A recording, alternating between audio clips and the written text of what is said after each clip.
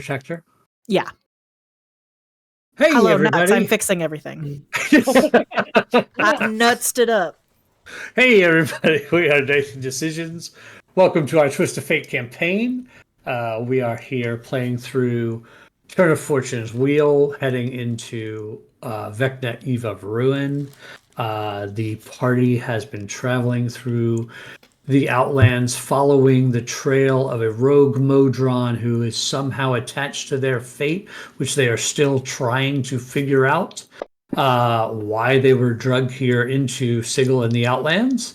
And they have been traveling from gate town to gate town, gathering information that was removed from a mirror. And that has been completed as they last left the city of Regas after having defeated an incursion in the basement at the portal of bugbears and ettins. It was a very long, arduous battle, but they survived.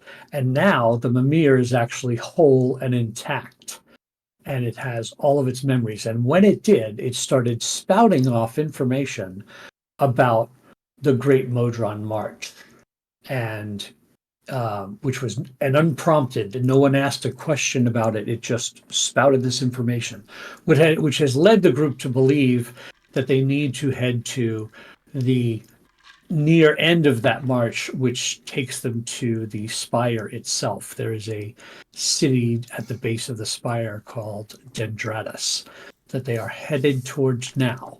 The group has been spending some time in their walking castle, heading in that direction. We are in the middle of finishing up our bastion actions. So we are using this walking castle has been converted into their bastion using the new bastion rules from the 2024 rule set. So we are now about to take a bastion action as the travel time will allow for that. So which of you folks would like to start with your bastion action? All right, I'm Gil. happy. He raised his hand first. He raised his hand. Fucking nerd. He's in school. He is in college. Very topical, yeah. He is in college, and I am a professor. So yeah, it works out pretty well. Mine's very simple. Me and my garden boy have just made 4 potions, 2 potions of healing, and 2 greater potions of healing.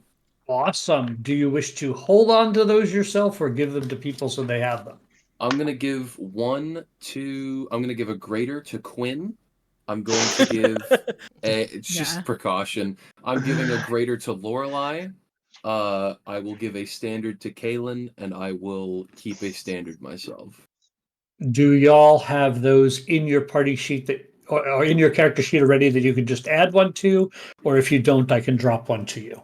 I need a greater. Yeah, I need a greater as well. I need a standard. Right. Standard you can pull out yourself in the items menu. Okay. Yes, you can. Thanks, Gil. I didn't need anything. Whatever. Don't worry. There's more coming. Kidding. While you are giving out greater, I would also like a greater because that will be one of my actions. All right, so Lorelei needs a greater. Oop. Then Quinn gets a greater. Yay! I'll take the greater. What the hell? Where's it coming from? Giving them the casters. You gotta have a you're garden. Just getting them. We're making them. Right. And who got the normals? Are you? I got one normal and Kaylin got one normal. And for a little bit of flavor, they're not in glass, they're in little ceramics. Oh, okay. Cute. So I've done Gil's. Now, while we're on that and I have the healing potions open, if somebody else is also making healing potions, I'd happily distribute those. I am also making potions. Oceans. So where are we dropping those? Okay. If you want to do yours. Yes. So I'm just making, I believe, 1 greater healing potion with my new greenhouse. Okay. You're going to hold that yourself? Yeah, So I'm just going to she would. hit the 2 there. And Okay. then I'll make a thing full of flowers and a poison, and yeah, that's it for Okay. for potions for me. All right. And a soul, you're doing potions? Yes, I will get 1 regular healing potion, and 1 greater healing potion, 1 from my garden, 1 from my new Ent friend, so I can update my own potion of healing, but I need a greater potion of healing if you do not mind. Drop that on you. Perfect. I'm happy to do my other bastion actions if you would like me to as well. Sure. Go for it. All right. Few things. One with my new garden. I take the potion making, but a notable thing is my veggie pygmy has befriended, accidentally made, or purposefully made a living tree ant. Who actually has these almost like peach fruits growing off of him. They're very fuzzy, but they're like purple and almost like purple skinned and like black on the inside. Um, So, and I texture of a peach, coloring of a plum. kind of, yeah. So a plum. So yeah, kind of like a plum. Fuzzy plum. A fuzzy A plum. fuzzy plum. It is, Okay, yes. okay. But I harvest those every day. And With his consent. with his consent. It it is very much so like making your teenager put on deodorant. Uh, you know, A weird comparison. well, I'm a weird guy. Jonathan, if you don't pick your fruits, I swear. I swear. Obviously, I will make my veggie pygmy make me my regular healing potion from his things. Okay. But with my sanctuary, I'm going to actually make Gil the same thing that I had made Vora before she had transformed. Except this one is going to be made out of black wood. And it is a tiara, obviously with the Lady of Pain as the forefront, but then his god symbols as little like engravings around the sides. This All is right. very, very cute. I will do that, and then new Bastion action Mm-hmm. with my upgraded Sanctuary. I am going to this one has a very much so nerd halfling young woman who is in complete white face paint with like red marker basically on her neck to indicate fake vampire bites on her neck. But she is useful. She does know how to craft magic items, and with her help, I make this beautiful like 6-foot staff that I will be carrying around. It is a spell empowered staff. So over the week, I will be working with her, and at the end of the week, I will have a spell empowered staff with cure wounds in it. Is that something I actually can drop on you? Let me see.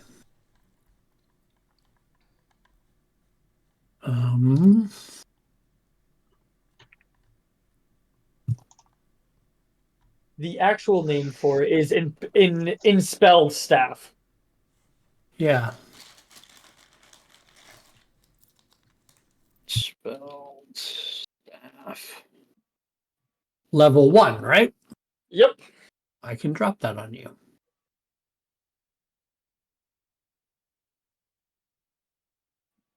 Okay. So now, above the table, I have 6 free uses of cure wounds per day.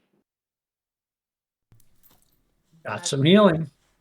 Does That's that play off of your thing where if people are dead, it gives them full? Wow, That's really fucked. good. That's fucked up. Was that 16, like 20 free healing per? Like, A little bit of RP though in this given situation with this new hireling. For the record, she talks and gives no time of day to anyone but the Revenant. The Damn rest you. of you are not cool. That's fine. but she sounds Lord, like this when fucking- she talks.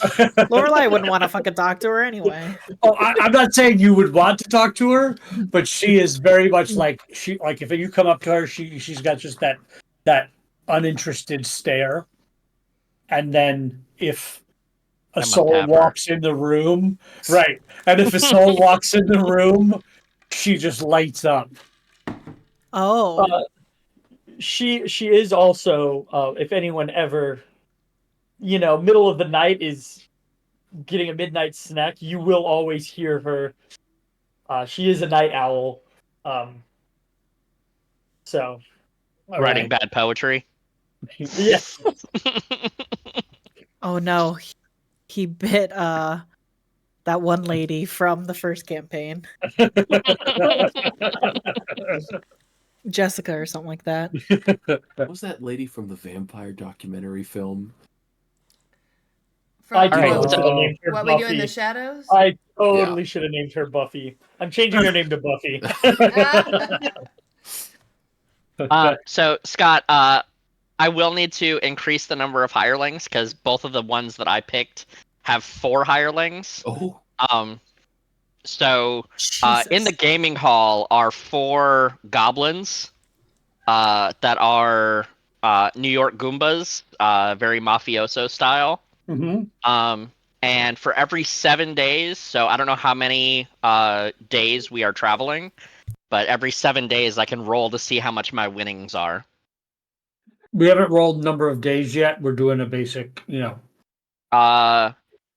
the theater, also 4 hirelings, Mhm. led by a major domo named Scott, who's a human male. And I will be doing a theatrical event. They're Mhm. going to be putting on a showing of A Lot of Fuss Over Fuck All. And if, depending on the number of days, if it's 14, I will be composing it. If it's less than 14, I will only be starring in it as the star performer, which will give me an extra bardic inspiration that I can use on myself. It's 12 days. Okay, so I just star in it when we put on the Much Ado About Nothing ripoff. Uh-huh. A Lot of Fuss About Fuck All. And then I will go ahead and roll my D100 to see how much monies I make. I love the idea of the theater in the walking tower. It's like really hard to get to, but the shows are amazing. Mm-hmm. I rolled a 9, so I get very little money. Imagine if we still had the shielding thing on. Can't find this theater anywhere. Let's see here. I rolled a 9, so I get a D6 times 10 gold. But everywhere you look around the Outlands, there's a flyer for a show at this theater. No one can find it. Yes, there is, because my new scriptorum has been putting out leaflets and playbills and distributing them within a 50-mile radius of our bastion. So that And they is all- absolutely correct. They all also say "fuck Tradegate." Right. Addendum. For my original bastions, the storehouse. I remember I was doing something and I wrote it down. The storehouse is going to sell any items that we all need, and we'll get a 10% increase in what we sell. And the workshop will be gathering the items necessary for Dust of Dryness Nice. and begin crafting that. But it'll take a couple bastion actions to finish. Okay. With your storehouse, I would have also requested they bought me something and given them the gold to do it.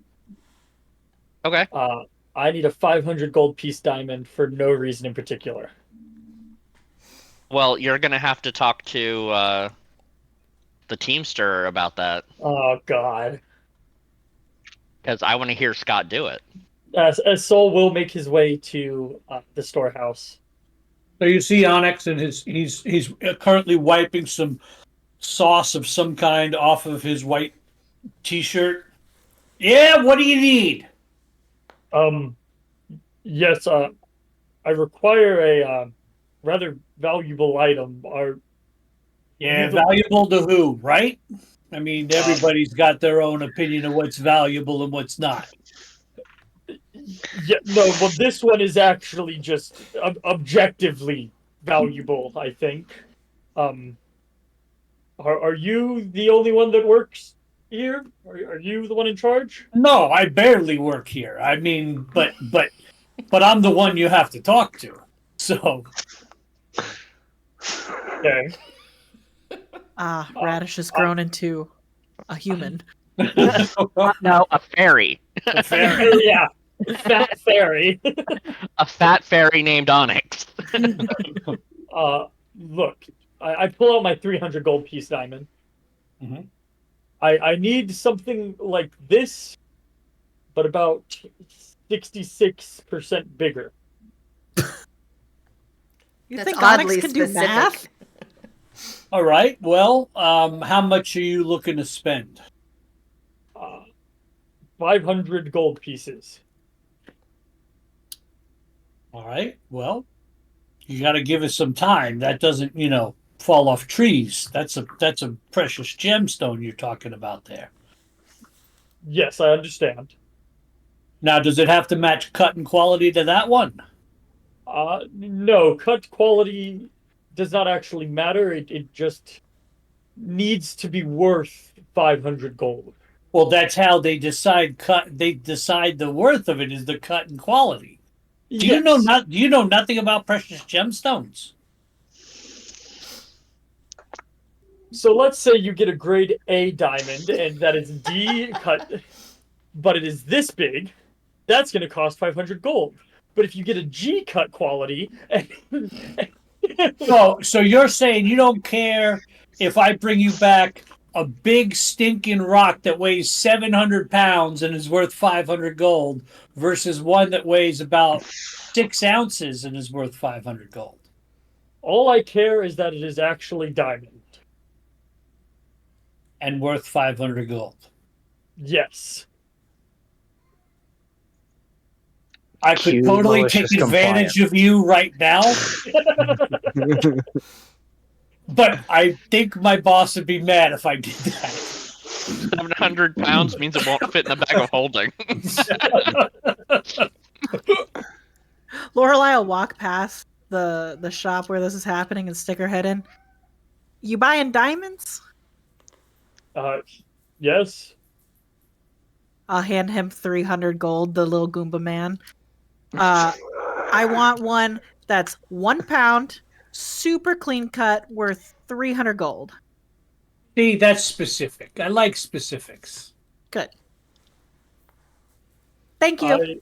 I think we're probably using ours for very different things. Mine's more utilitarian based. I'm going to shove it up someone's ass if they die. Yeah, me too. Actually, go ahead and get the 700-pound one.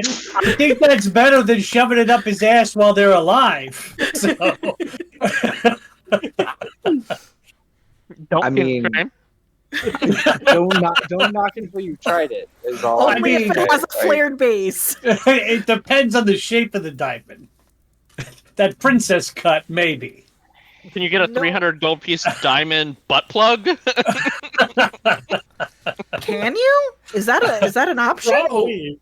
Hey, I can probably find that if that's what you're in the market for. This It would is make the the job a lot Outlands. easier. This would make the job a lot easier because then you don't have to get all the way in there. So, first criteria, 300 gold piece, about a pound. Yeah. Second butt plug criteria, butt plug shaped. Yeah. All right. Time out. Lorelai.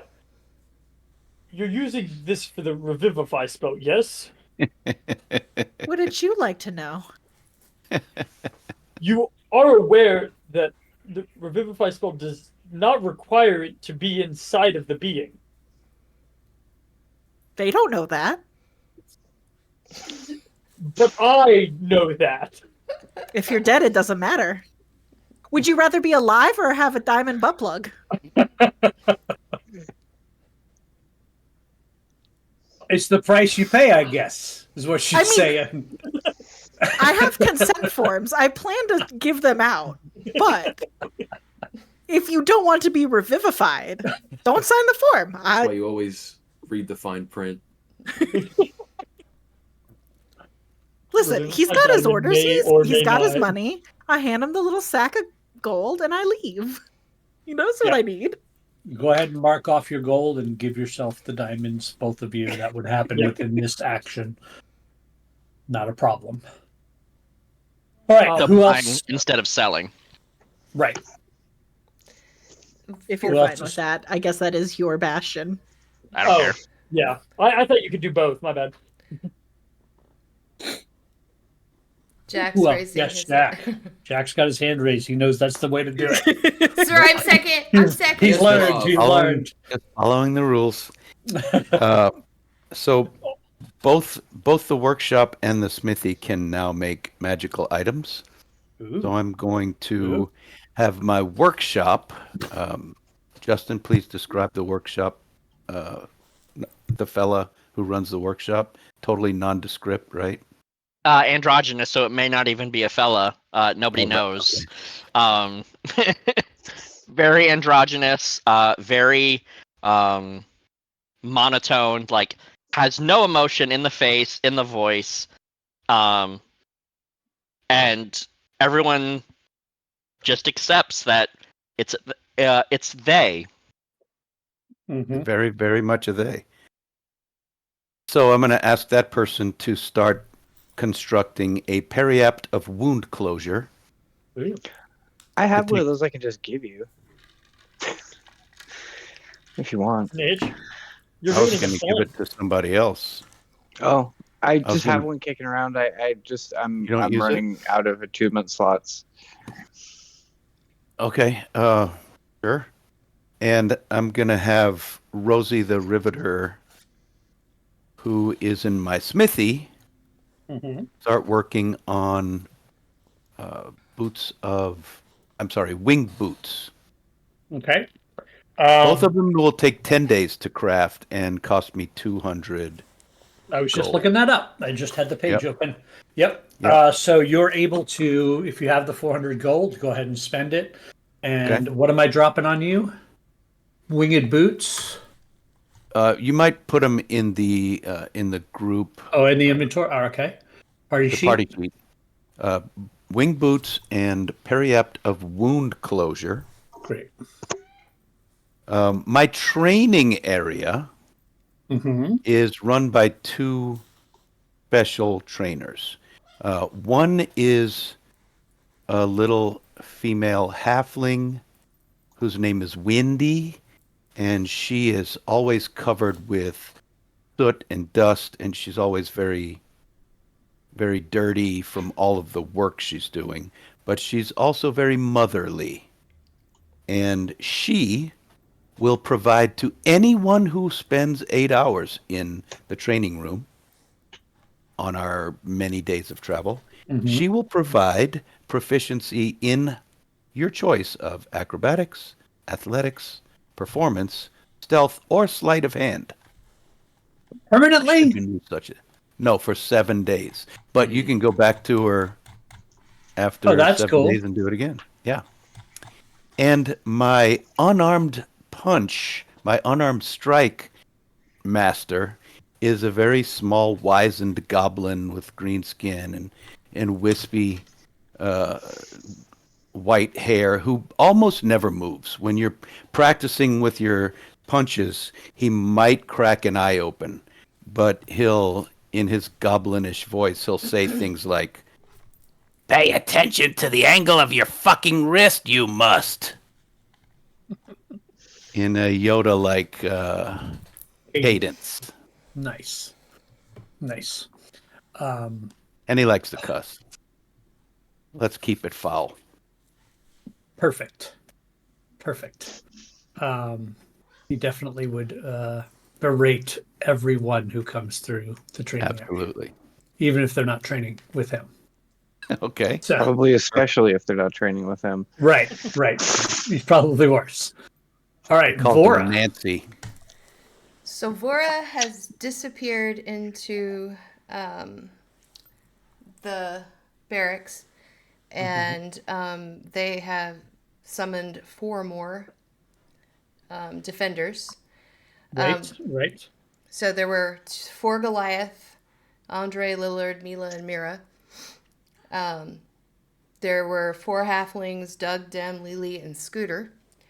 And now we have 4 dragonborn, and they're all female. And Vora has all of them sitting on the floor in like meditation. Yes, they all must meditate. And so you hear this like low kind of humming coming from in there, and they're all really buying in. The dragonborn have very fancy names, but Vora can't pronounce them. He doesn't know any of the names. It comes off as Sarah, Bailey, Hannah, and Lisa. So those are Which they are absolutely offended by, but they put up with it because they're being paid to be here. And Vora she's so sweet and so nice.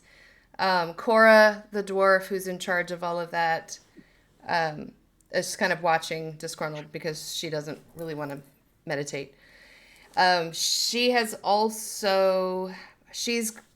now has a stable where it's run by Mike, the dwarf, who Mike and Cora have a thing. There are 3 animals right now. There are 2 mules named Jordy and Assface, and a camel named Bobo. Laura totally got Mikey this gig.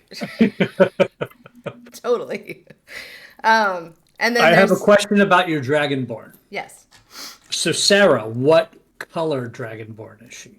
Blue. Blue. And Bailey? Black. And Hannah?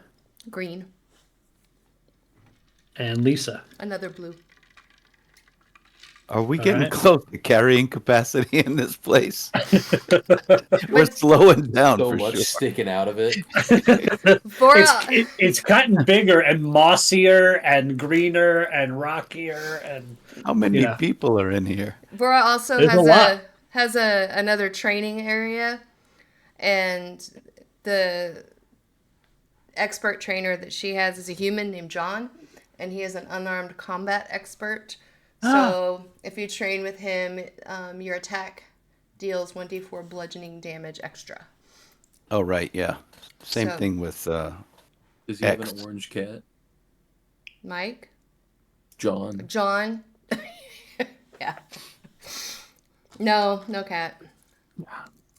so make sure that if you're getting bonuses from these, that's on you guys to track.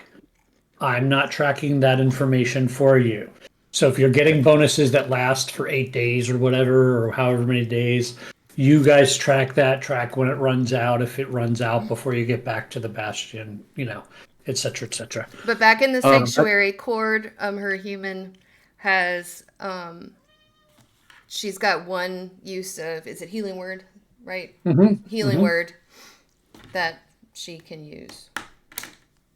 So can I interrupt you for just a sec, Brandy? yes. If you wanted to use the same trainer that I already have, you could pull up a different room.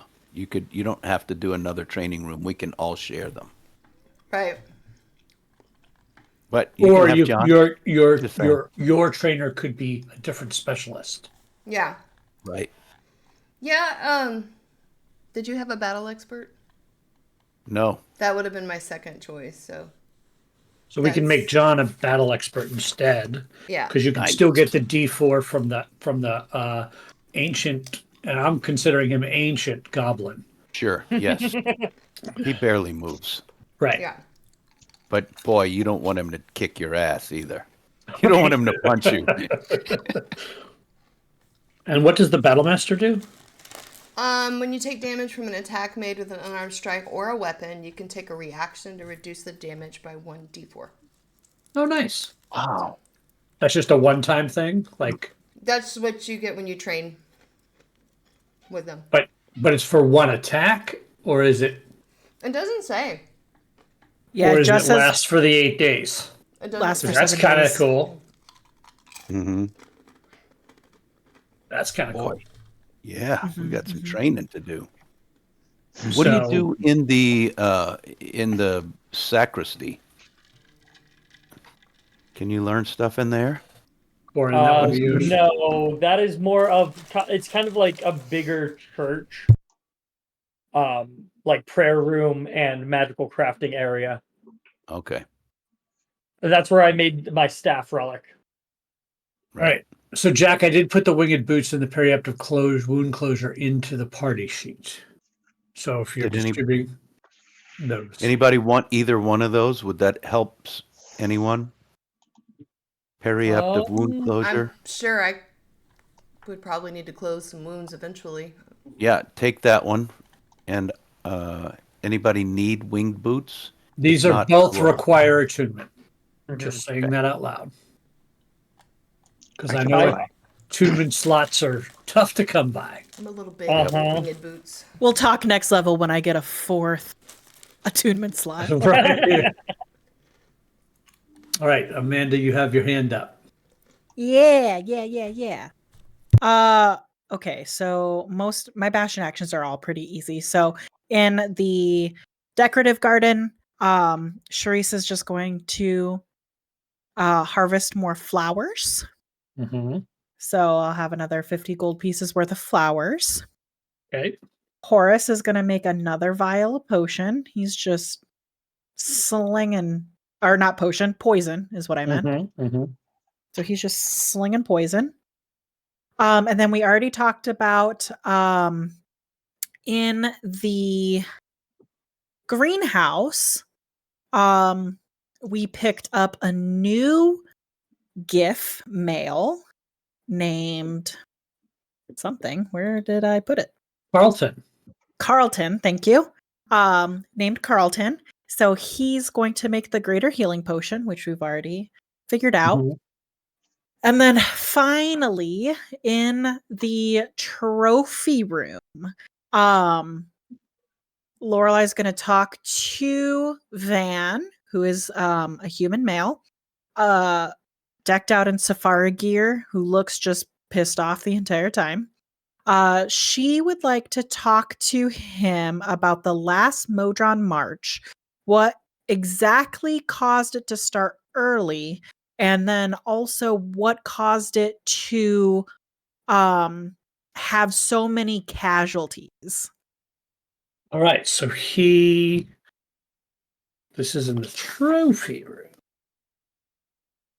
Yeah. Research lore is what you're doing. Gotcha. Correct.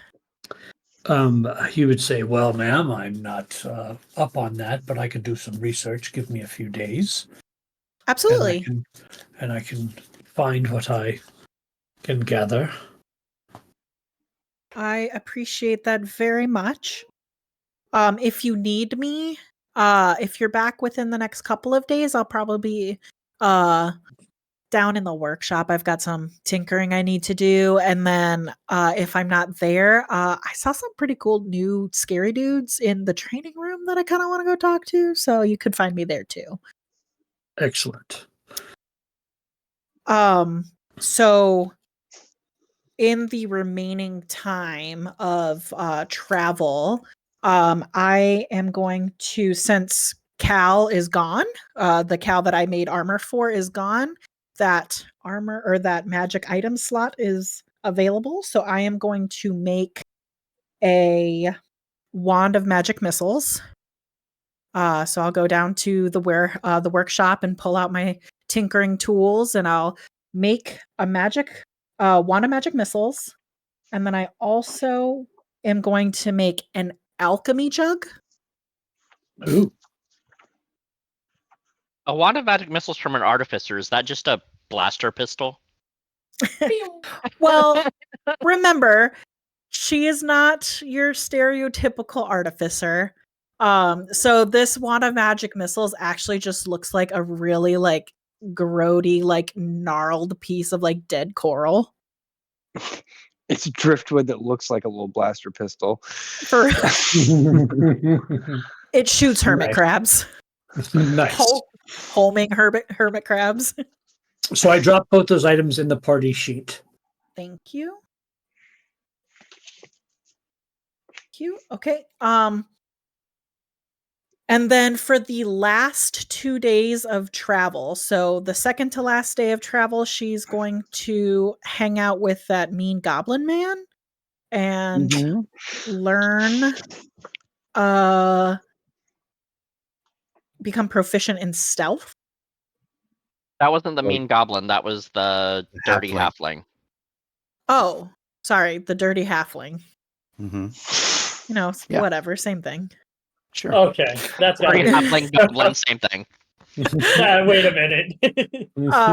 And then That's racist. she will also, and then she'll spend the very last day of travel with the other trainer so that she can be hit less. With the battle master. All right. Yes. Yep. Nice. Excellent. All right. I think that might leave us with Quinn. Hey, I get to do things now. So Quinn will pretty much spend the entire journey locked in his studies. So he will give orders with the wizened little scribe in the scriptorum to work with Kalen on his playbills to make sure that they are distributed as far and wide as possible. So Kalen, the scriptorum is at your disposal to make sure that you get the word out about what was it? A lot of fuss about fuck all. Well, a lot to do about fuck all. That's right. There's actually a craft paperwork option.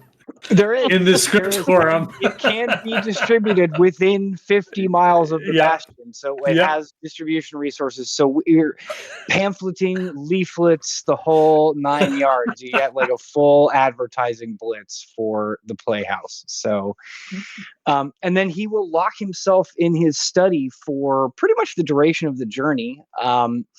And when he comes out, he has very carefully inscribed a new teleportation circle in the floor of his workshop. So now we have a teleportation circle that we can return to when we need. And the rest of the time, he has basically spent researching curses. Obviously, specifically moistness curses, but really any curses will do. Remembering that Lorelei one time had a patron, maybe her patron is pissed off at her and has cursed her. So just kind of casting the net sort of far and wide to see if there's any research that he can come up with on Lorelei's unnerving dampness. Gotcha. And that is how hilarious. He will spend his entire nothing productive, the teleportation circle I guess is productive and useful, but no, otherwise spending my time doing only RP things that will yield no actual material benefit to anybody except for maybe Lorelei if we can we can unmoisten her.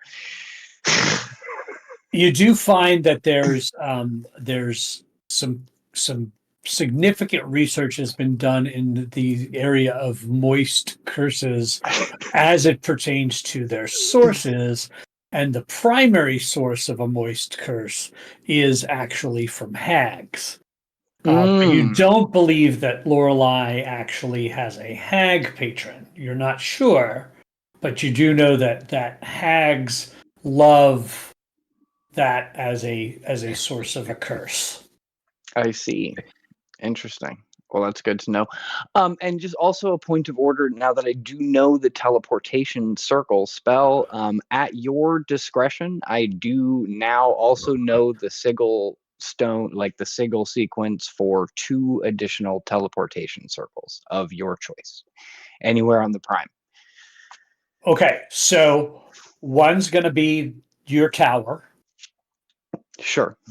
right? Because that would be something you would have been near and studied. You might not have known that spell, or maybe you did. You don't know. Maybe you did know that spell before you left, right? But definitely one of them that pops back into your mind is that one, and the other one hasn't come back to you yet. Okay. It's like it's there, like you can see pieces of it, but you don't know where it is. Like you could probably activate it, but you're not sure where it would take you. So that's a choice you'll have to make, unless the memory comes back another way, right? Interesting. Okay. Cool. All right. Good. Yeah. Perfect. Perfect. All right. So yeah, that's what I'm doing. All right. Soul, you have more? I had, really quick. I wanted to buy some more things, or request some more things to be bought.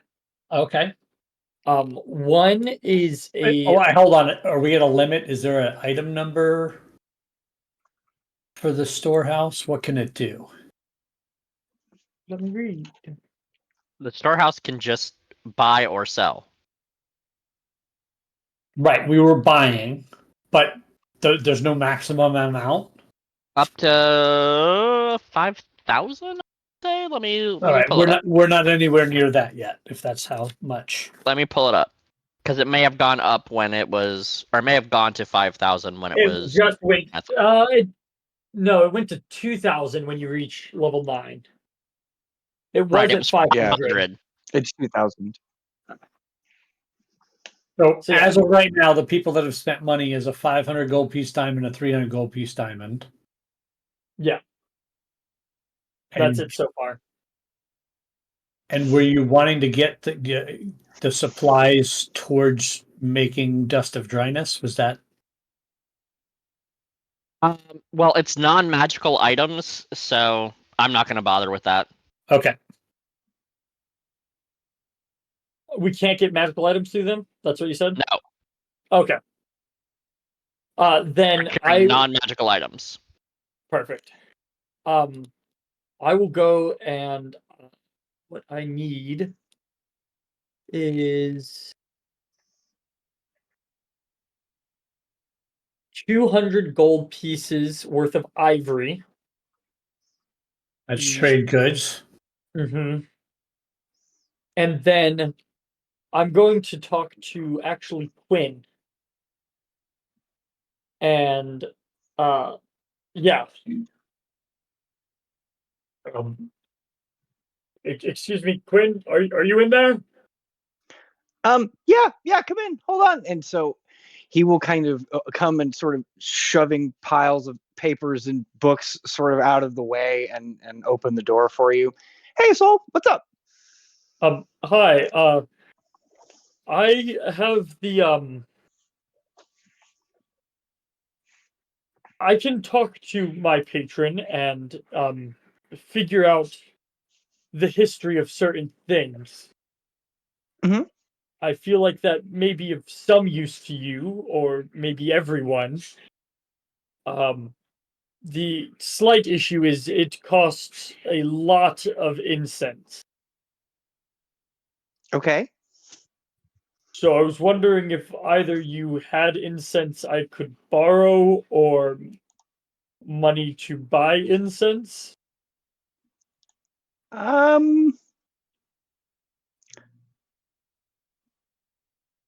Believe it or not, I don't actually have any, which is kind of a shock because I have sort of everything else. How much do you need?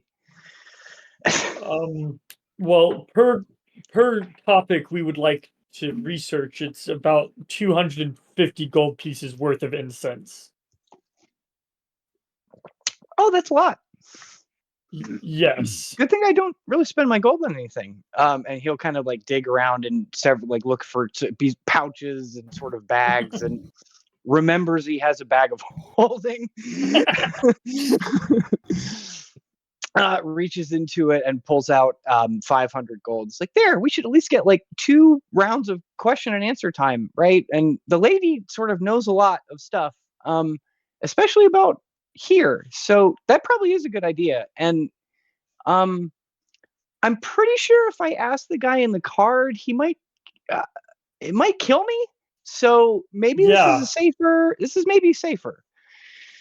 I like to agree about that, actually. I'm starting to wonder if I can die right now. But I want to find out? don't want to find out. Like, I really like me, I'm pretty happy with me, and so I don't want to die, I understand that, yes. Know that I have and will do everything in my power to make sure that does not happen. No, I appreciate that. Yeah, you've picked me up a few times. Yes, I don't tend to stop anytime soon. Well, thank you. I really don't want to die. And he will give you 500 gold for your incense quest. Lorelai will walk into Quinn's room with a book, like going to ask him a question. Oh, that's a lot of money. What are you buying? Another big diamond? Answers, probably.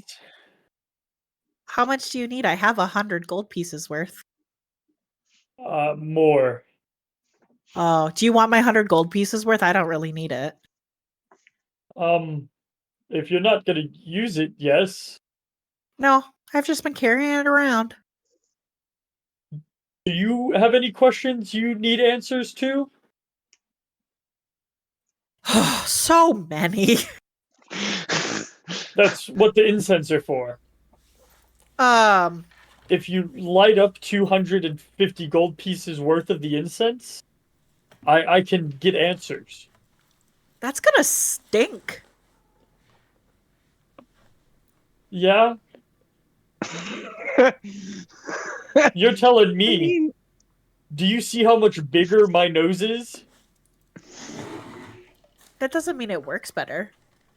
You're right. I also don't have to breathe. We have a roof. We can just do it outside. It's not like it has to be. He's absolutely right. I didn't think about that. True. We can just go. We have a whole. There's a whole sitting. Is this the difference between Callie made chairs? We could get comfortable, like watch the sunset, have a wine, and also I won't die. So it really is kind of a win-win-win. Wine and I don't die. I got this cool new alchemy jug. I can make a gallon of wine.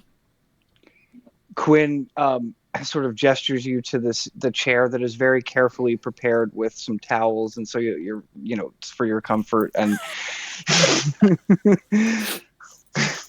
I shake the jug. Wine. I don't know. It doesn't. The card does not tell me how to actually decide what liquid it's going to make for the alchemy jug. So she just shakes it in the air and is like, "Make wine." I know the answer. The alchemy jug actually has different corks. Oh. It's a jug with different corks all around it. Each cork is a different liquid. It's just got a fucking keychain of corks. So you have a terrible experience once. And It's mayonnaise again! And then you read the instructions. Oh my god, that's too funny. So she will make a gallon of wine and grab her toweled chair and get comfy with the guys. I will spend 350 of my own gold. Okay. To get 150 extra incense, so I'll have 3 or I'll have 750 gold pieces worth of incense, and then 200 gold pieces worth of ivory. So that is 3 casts of legend lore that we can use. Okay. Is that including the incense I gave you, Corin? Yes. Okay, cool. I'm just going to delete it off my sheet. Yep. Are you intending to make those casts now? If there is anything that anyone needs answered, I would rather do it on a day we are traveling than a day we are not traveling. Did we? Do you think this would work on the figure in the card, or in our dreams, as it were? Name or describe a famous person, place, or object. The So spell probably brings not. to your mind a brief summary of significant lore about that famous thing. It has to be something famous. The most I could describe of it is its voice, so I don't think that would be enough. Now, the deck of many things, in and of itself, I definitely could do. I wonder if that goblin we all remember is famous. I could do that. Oh, fuck. We didn't ask any question. We have never asked a question about that fuck-ass goblin. Not a single one. Never. I'm If sure the it's famous fine. thing, if the famous thing you choose isn't actually famous, you hear sad musical notes played on a trombone and the spell fails. That is in the spell description. That's fantastic. Good to know. Good to know. Okay, I do have... I hate spending resources on literally just my own stupid-ass backstory, but I do have a question about the item that... about an item. So if you're willing to let me use some of your time and resources... You gave me 100 gold. That's like basically one casting. I don't know if it's famous or not, but I will describe. Okay, so I want to know, and poor Scott, I'm so sorry this is on the fly. I want to know who owned the chest that I went looking for that cursed me. Oh. Okay. So I like explained to them, I don't know if we ever talked about this, but like I wasn't always this fucking ugly. I'm like 25, y'all. What? Yeah. Damn. All these wrinkles are just from being damp for so long. Truly. She's pruned. Yes. Yeah. Been in the water for too long. Yeah, you know how, that's just how it is. You know what's really weird is I'm from the plane of water, so like inherently I shouldn't fucking wrinkle. Yeah. Can I make a I've been researching this Arcana check to know if that would work with this spell before I expend the resources? So the question specifically is who owned this object or the history of this object. Yes. And I only assume that it's potentially a famous treasure because Volo was so interested in getting his hands on it. Right. Okay. So I'll explain to them like, yeah, so I met this dude a long time ago named Volo who basically was sending my whole town on this wild goose chase looking for this treasure chest that he was trying to find. And he promised that if we found him this treasure chest that he would like make our dreams come true type of deal. I found it. And this is what fucking happened. Was your dream to be moist? No, my dream was to be a dancer. Guess what? They don't want ugly ass dancers. Lorelai, you are not ugly. Wow. Wow. If you met another person who was 25 and had the wrinkles of an 150-year-old human, would you not think that they were ugly? Lorelai, how old do you think I am? Well, okay. This is very species-based things. I don't know how old Loxodon. 245. 53. 612. Oh. 4. I'm about 323 years old. I was I very win. far off. Oh, I was almost double. I don't know what 612 in Loxodon years looks like, so please don't take offense to that. 4. I would probably be dead. Oh, Yeah, he's a vampire, right? You know that whole thing. It's probably not a Loxodon thing. oh, you know what? That's fair. How old were you when you died? How long have you been a high school? I was about 300 when I died. Okay. In human year relations, how old is that? 4. Probably about 40. Oh, okay. That's like midlife. So you lived well enough. Precisely. And do you see how I have aged? Do you think this is what I wanted to look like? Don't you technically stop aging? Vora's gonna walk in and hear all this talk of age and go, You're all young in spirit. Age is a construct. You're as young as you feel. It's just not a construct. No, age is a very real number. I think But it's 31. I know I'm 30. Like, yeah, it's been 31 years that I've been alive. it's I all can about count them what's all. in here. It's what's in here, and we're all young. We're all young. Our spirits are young. No, a soul is not young at all. A soul is very old. I do not move like I am young, Vora. You should have seen me when I was young. I moved much, much better. It's a state of mind. You walk on the ceiling. That's pretty good. I can't do that. Walk. Come meditate with me. You'll feel better. You'll find your younger self, right, Cal? I will come. Let us go.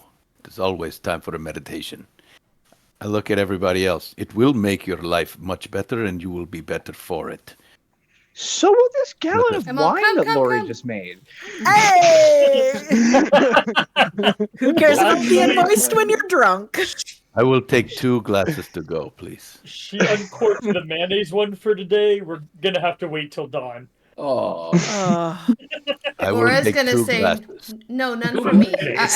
I don't need that." And She will pour him 2 thick ass glasses of mayonnaise.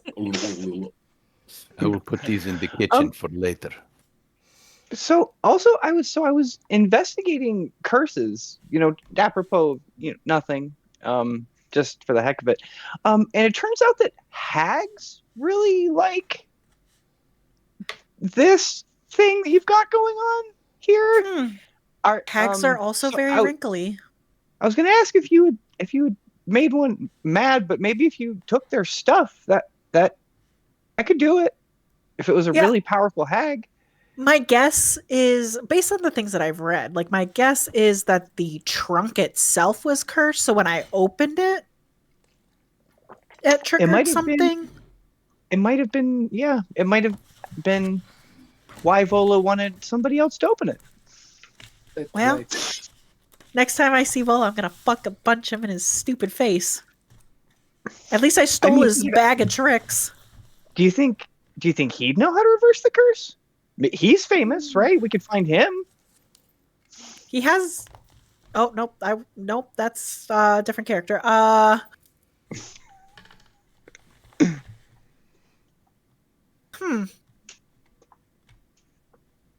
What an interesting conundrum.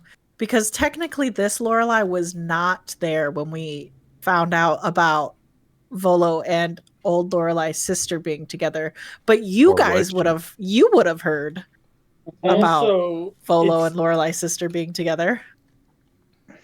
It's still, but we don't know. You're still Lorelai. It's not like that didn't happen to you, right?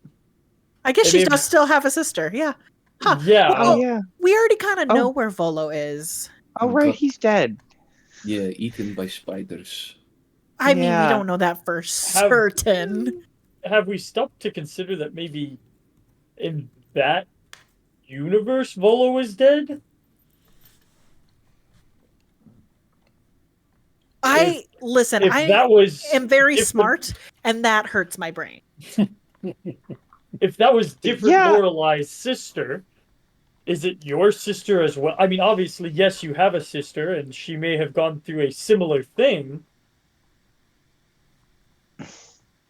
But I don't even remember my sister's name. So I couldn't even tell you whether or not she did or did not show up with Volo. fair enough. I mean, How about are there famous me- hags? yes? Maybe we'll get lucky and the trunk was owned by one of the famous hags. I can't imagine that a random dude was the only one who knew about this trunk, right? It's got to be somewhat famous if people are hearing about it and are treasure hunting for it. Tell me everything that you know about.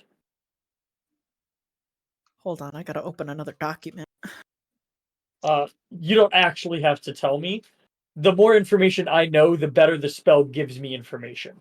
Yeah. I actually have what it looks like. I just need to pull open my other document with my old backstory. Blah, blah, blah, blah. Scott, just in case you need to know, I am intending to cast Legend Lore on this chest. Okay. Got it. We're gonna get to the bottom of this moistness. And it is Oh, sorry. You go ahead. In the new text, one of the texts in the spell is the lore might consist of important details, assuming relevations, or even secret lore that has never been widely known. The more information you already know about the thing, the more precise and detailed the information you receive is. Well, that's unfortunate because I only know what it looks like. Okay, so Volo, who I met, spoke about this treasure chest he was searching for, and he offered us a very large sum of gold to bring it back to him. When I found the chest, it was a beautiful chest, even though it was like buried in the sand. It was this beautiful wooden chest that was like inlaid with mother of pearl. It had these gorgeous, like bright gold, like shiny gold handles, which also felt really weird for being buried in the sand for what looked like assumed it was kind of deep down there. I assume for a longish amount of time.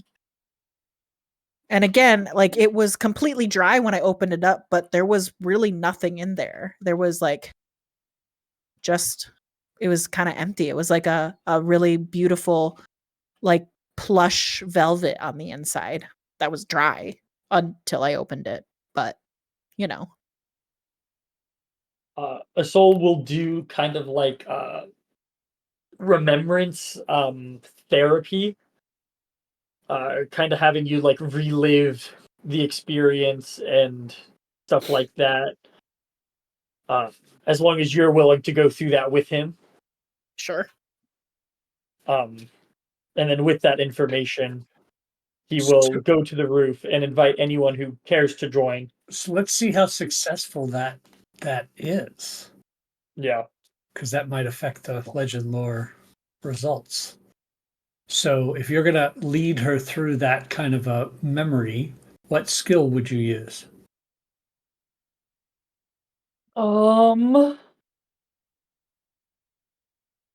I'd almost... I'm proficient in history. It would either be history or survival, in my opinion, of like retracing the brain and like putting herself back in that situation and like recalling the details and stuff like that. So I'm buying into the history from her point of view. Mm-hmm. What would you be doing to help her? Like, how would you lead her through this? What would you be trying to do? How would you be interacting with her to Yeah. raise her ability there? Yeah, I'm trying to think of like weirdly enough, the other one that comes to mind is like animal handling, but not in the animalistic nature, but almost like the like what's it called? At our base nature, we're all just animals. Well, one that, but you and me, I fuck baby, with ain't dead nothing. but like what's it called? Maybe insight actually. Give me an insight check I feel first, like and then based on that, we'll see how it affects her history roll. guidance myself. Oh, God. Jesus. Total of 14. Okay. So you do not cause her to have disadvantage, but you do not get high enough to give her advantage on the history check. So you get her to a neutral state of mind with this sense of back and forth questioning and trying to lead her towards her memories. So give me a flat history check. Okay. I Damn. would like to cast Enhance Ability There you go. to give you advantage. Okay. The monks are going to be pissed that we're fucking meditating without them. Yeah, you guys are specifically doing this without them.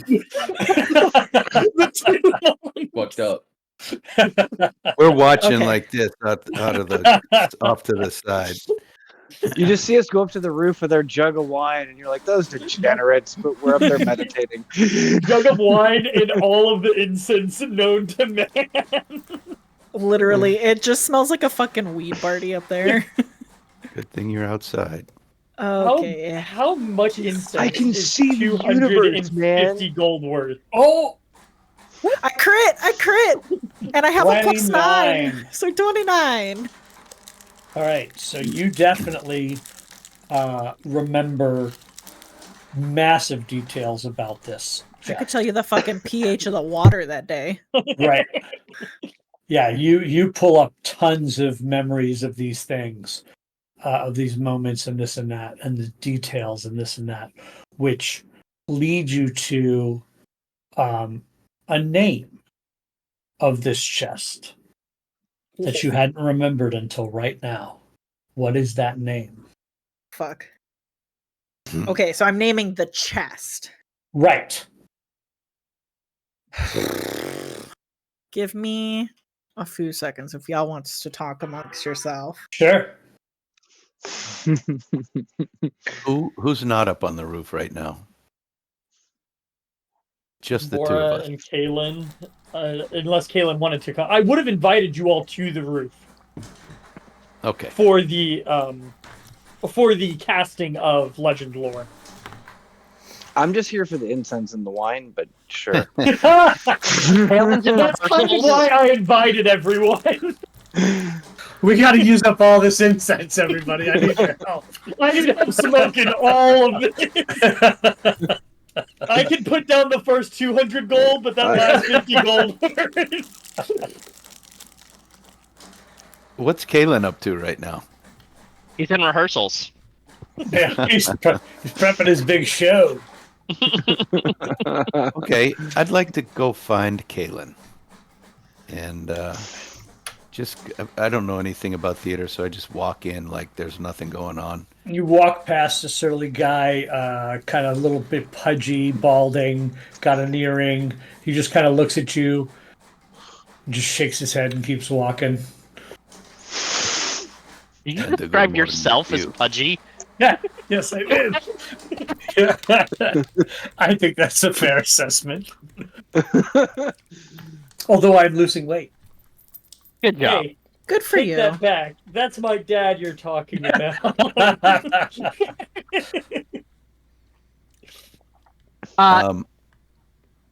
Yes, Cal? I brought you some mayonnaise. One whole cup.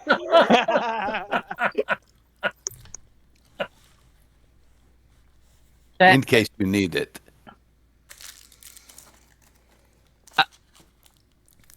I don't know what to do with this information. Well, here you may have some and taste it. I'm gonna walk in behind and, well, you can eat it. You can put it on a sandwich, and sometimes people use it on their face. It's a moisturizer. You know, could use it for this. we did need craft services at this show.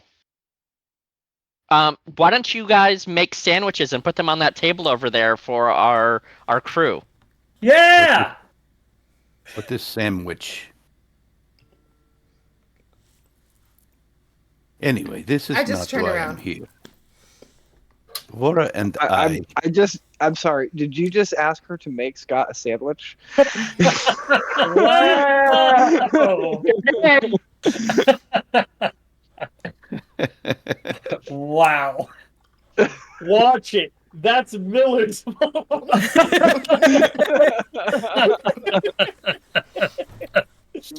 can't believe it.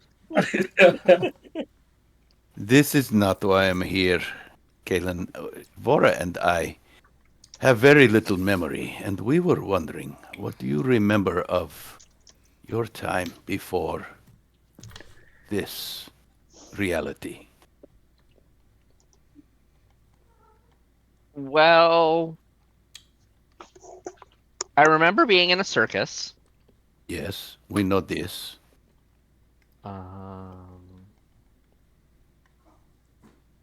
And I know we went to a tavern and got these cards. Yes, but that was with all of us. What happened in between? Did you remember your family yet? No. You must have millions of brothers and sisters. What makes you say that? You are a rabbit. No, I'm a Harengon. Ah, do they not breed like Harengon? But that is immaterial. Are you offering? No. I apologize. If you have no memory of your family, I remember my brother, my father, my grandfather, my mother. I do not remember why we are here. And I want to know, have you any memory of how, well, you said you remember how you met with Quinn. Yeah, Quinn, and Gil were traveling the plains, and I happened to be out exploring during the circus, and we kind of hit it off, and then we went back and we watched. I guess we didn't watch. We sat on the steps while Quinn went into a tower, and he came out, and it was a little bit different. That was a long time. I think Lorelai was there. But you do have memories. I have some. They're not great. To be fair, I wasn't great at remembering things before, I think. I don't remember if I was good at remembering. There are ways to Probably remember. means you weren't good at remembering. What ways do we have to remember? Well, of course there is meditation. Meditation Yeah. can calm one's mind and... So, Cal, I'm going to be honest with you. My mind doesn't calm, even when I'm meditating. But you know what's better than memories? Mayonnaise? What? Not where I was going with that, but sometimes, yes. I was going to say making your own stories. That Like would... making your own memories. This play that I am co-writing and putting on, which I really hope you guys enjoy it. It's a play about, well, the main character Now you'll You see said it was a play about nothing. Yeah. I do not. Well, I suppose maybe there is something to learn from nothing. It's complicated. There's levels. It's best described as. Anyway, what'd you want? Just to try to jog our memory, see if you had any strategy, because I am wrong. Meditation is not helping. I cannot find my memories. I think if we track down Rome and we figure out what's going on, and maybe if we get all of the cards, like maybe we need all of them to get our memories back, or I'm sure Quinn and Asol are communing with demons and spirits, and I think Lorelai's a witch. She might be able to help. Your meditation isn't working, and me making stuff up definitely isn't helping. So let's count on them, and in the meantime, where are we at on those sandwiches? I do not know what sandwiches are, but perhaps Vora does. Vora? 50 50 what? 50. sandwiches. I've made 50. Excellent. Do they all have mayonnaise? Yes. In fact, that's all they have. That's it. You didn't say That's all to do she anything had. else. That's all she had. 50 mayonnaise sandwiches. I said This I- place is fucking poor. I said That I is the had name of tonight's mayonnaise and you said episode, 50 sandwiches. mayonnaise sandwiches. Did you want me to put more on that? I mean, I can. Point me in the right direction. I'll do whatever you need. All right. Yeah, I think that's good. Thanks. Great. All right. I'm gonna get back to rehearsals, and if you come up with any ideas, I'm more than happy to assist with this whole memory plundering, but it'll happen when it happens. You were right, Vora. He is helpless. Let us go. Hey, wait! I know I had to make his sandwiches for him too. I mean, jeez. I understand. Yeah. What is a sandwich? Come on, I'll show you. Okay. Just opens the slices of bread to see mayonnaise and goes, nope. Nope. Imagine your first introduction to sandwiches is just a mayonnaise sandwich. Might not be that bad, actually. Oh. All right. So the name pops into your head. Yes. So Lorelai will like sit up super fast, like when you're waking up from like a crazy dream. And she goes, "Oh, I remember. That I think oh wait, no, that's not how this spell that's not how this spell works. He knows. He finds out. No.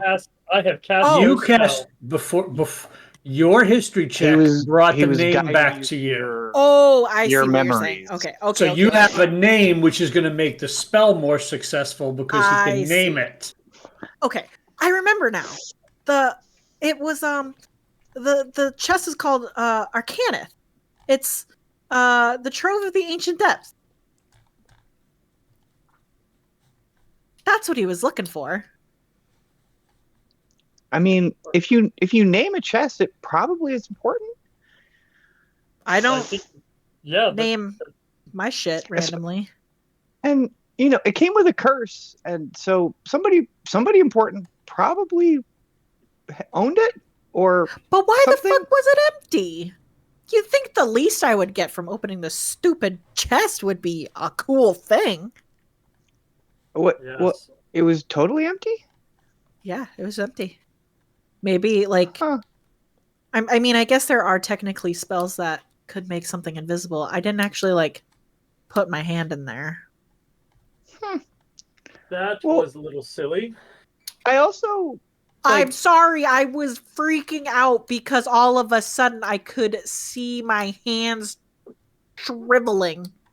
You wouldn't be concerned about that after living for 20 some odd years under the sea? I can't even begin to imagine living for 20 some odd years under the sea, so. No? Question mark? Well, sometimes, like, I have a bag of holding and I spent a good amount of money for it. Maybe the chest is the artifact. You don't happen to still have this chest, do you? I sure as shit don't.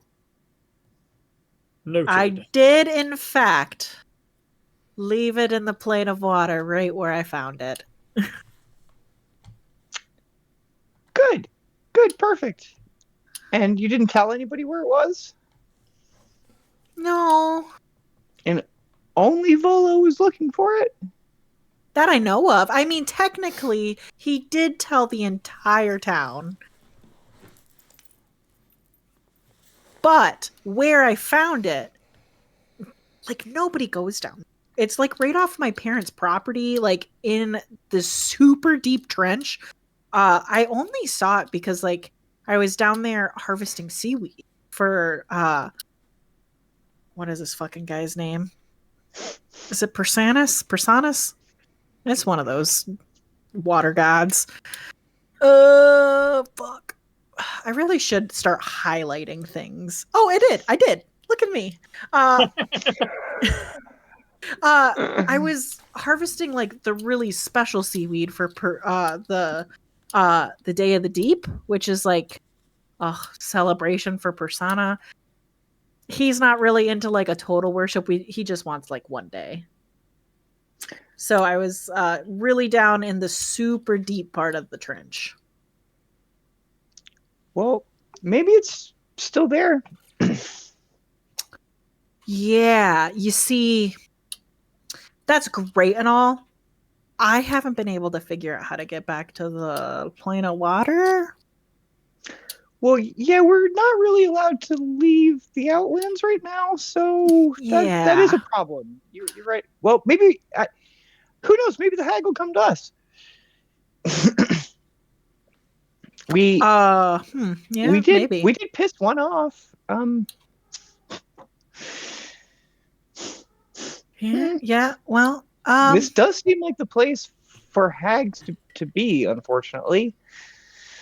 Yeah. Huh. When it's not the Nine Hells. Yeah.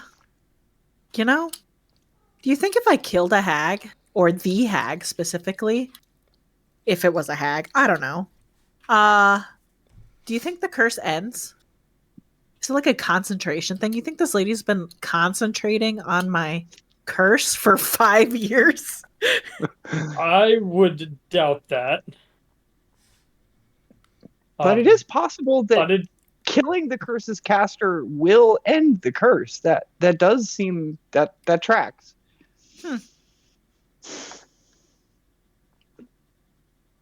Well, we got all this incense. We can always let's ask. Yes. I will do just that. I will set up this beautiful and extravagant circle with these massive ivory tusks that are then put around and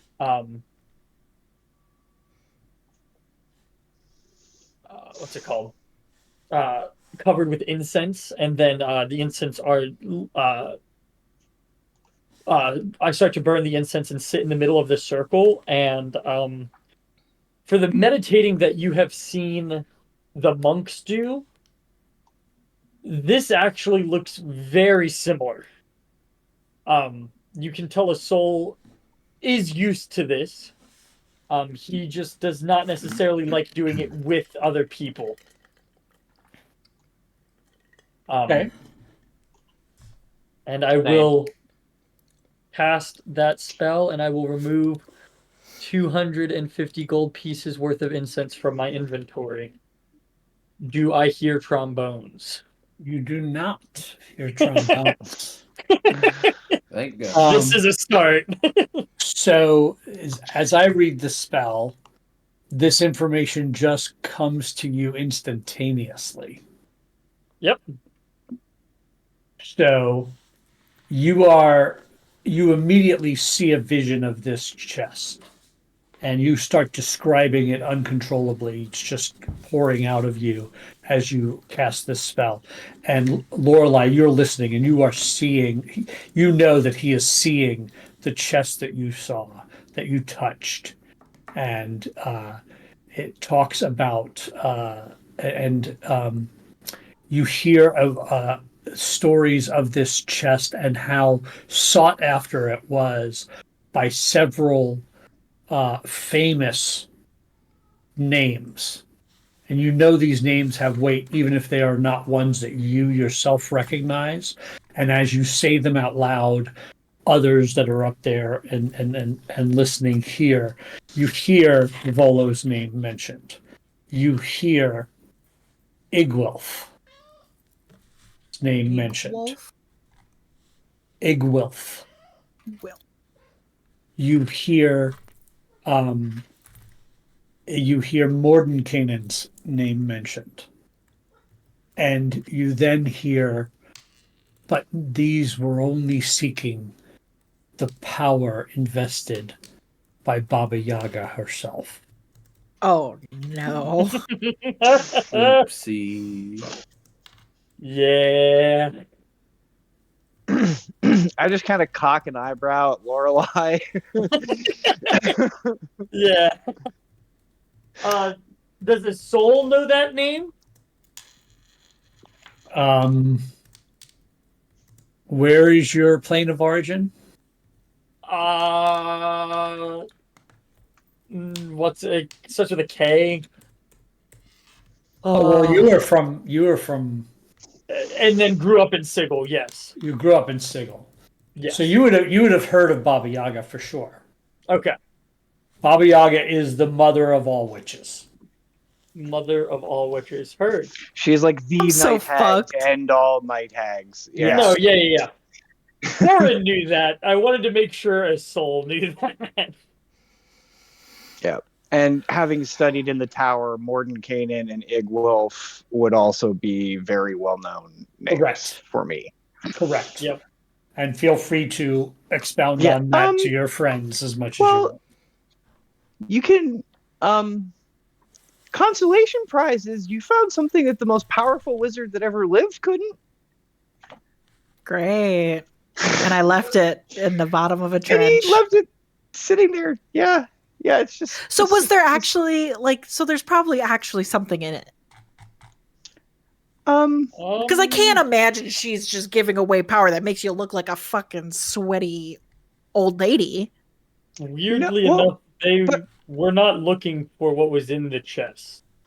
So before you opened the chest, did you have a little pot that grew legs and ran around behind you?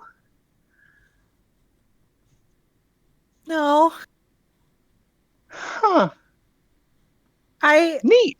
studied for a little while and was just like goofing off and like, I don't know, kind of like made him. And that was after you opened the magic chest where you just could do things? Huh. Yeah. You know, I just thought maybe like magical ability was maybe like inherent. I don't know. You study for a long time and shit happens. As a person whose magical ability was given to him by a god just sort of as a goof, I can tell you that inherent magical abilities they don't just appear. Usually have to do something to mess up. Okay, so here's question number 2. If said chest hypothetically gave me magic power, but also making me ugly, does that mean I'm turning into a hag?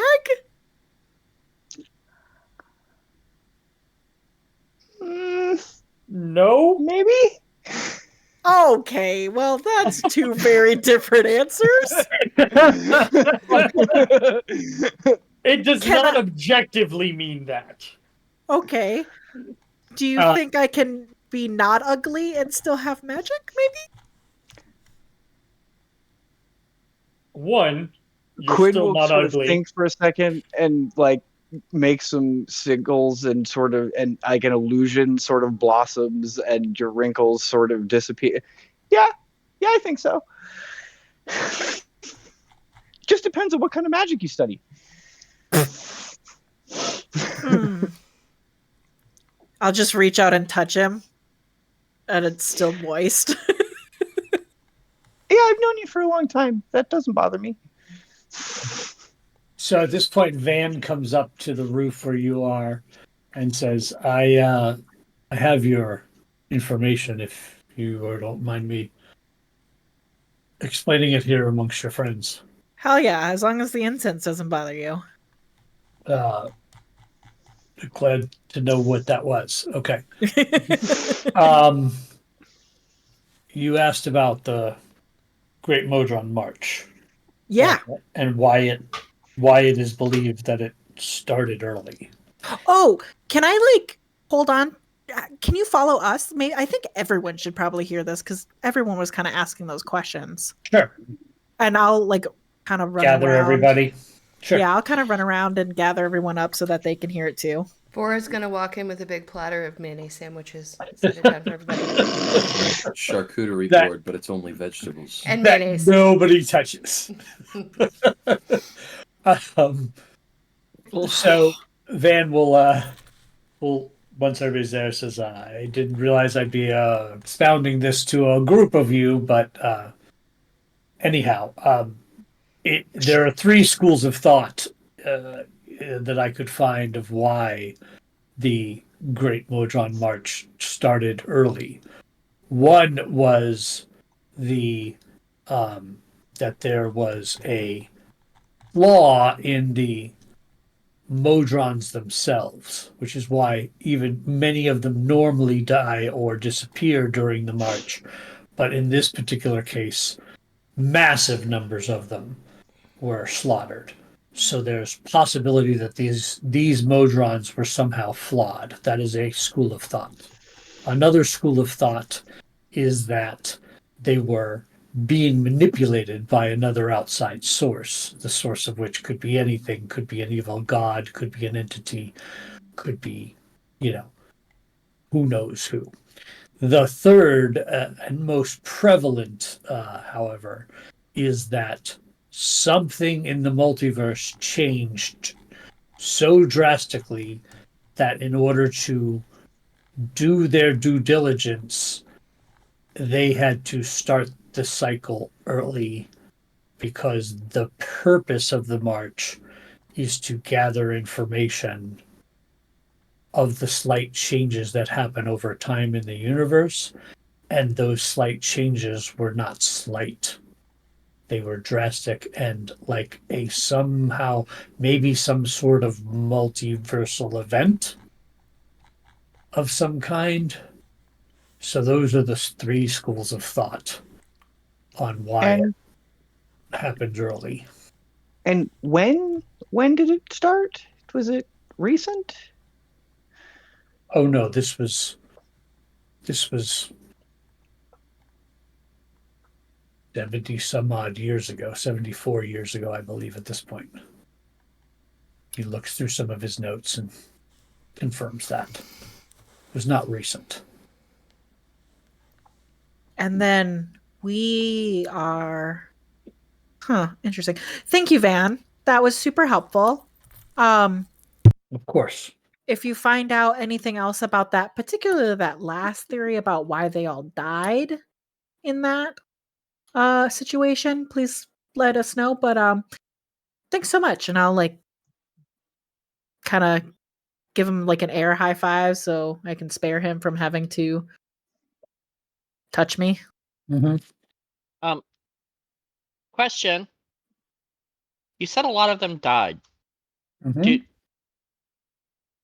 Do they have souls or an afterlife? Or are they just machines and fall apart?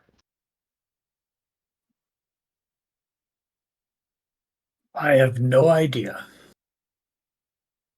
Something to think about. It'll keep you up at night. No, well, he turns on his heel and he walks out. You see, little man. No, the fuck it will not. Quinn just sort of You're not glowers. getting rented this space, buddy. Quinn just sort of glowers at Kaylin. It's going to keep me up at night, though. Yep. Because could we summon one of the modron souls and ask it questions? Huh. I think they're technically constructs, aren't they? I don't think I think constructs so have also. souls.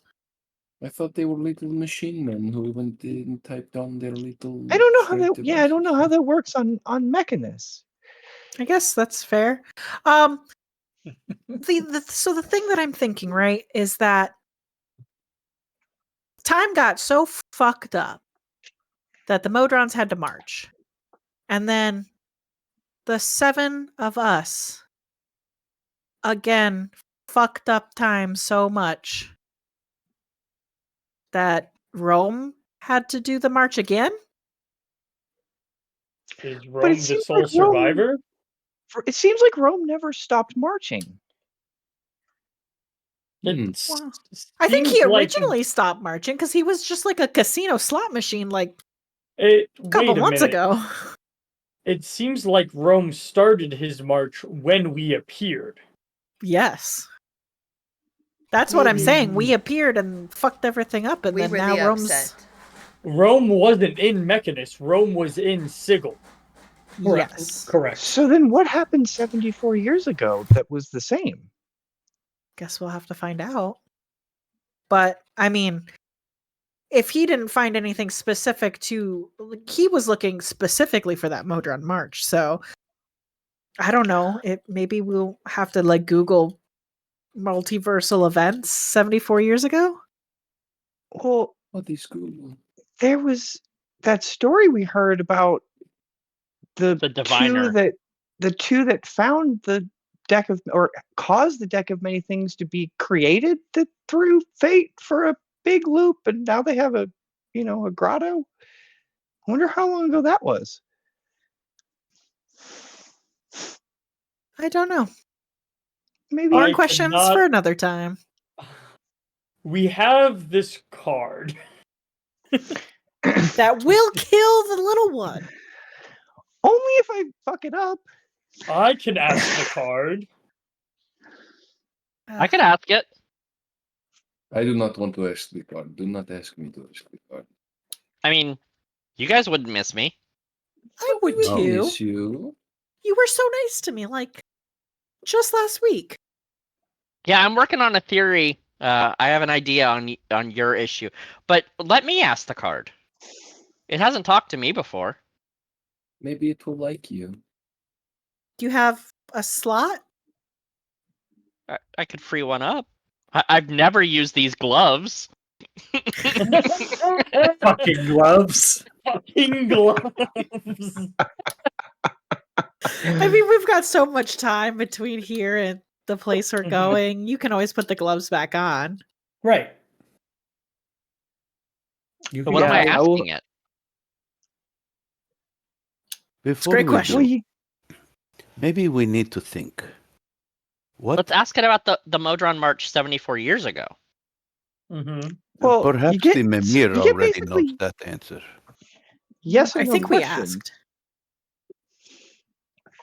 So they have to be kind of careful.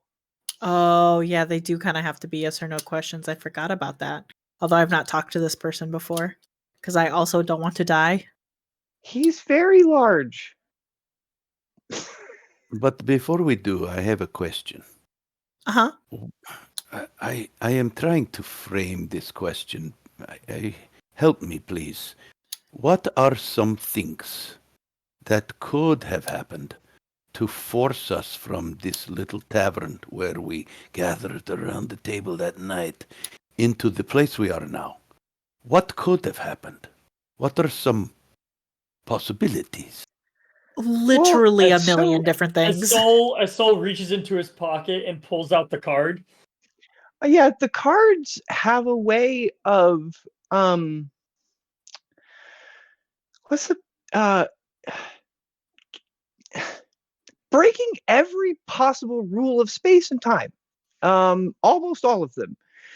So it's basically, I don't even know how we got our hands on this to begin with. This is one of the most powerful artifacts in the multiverse.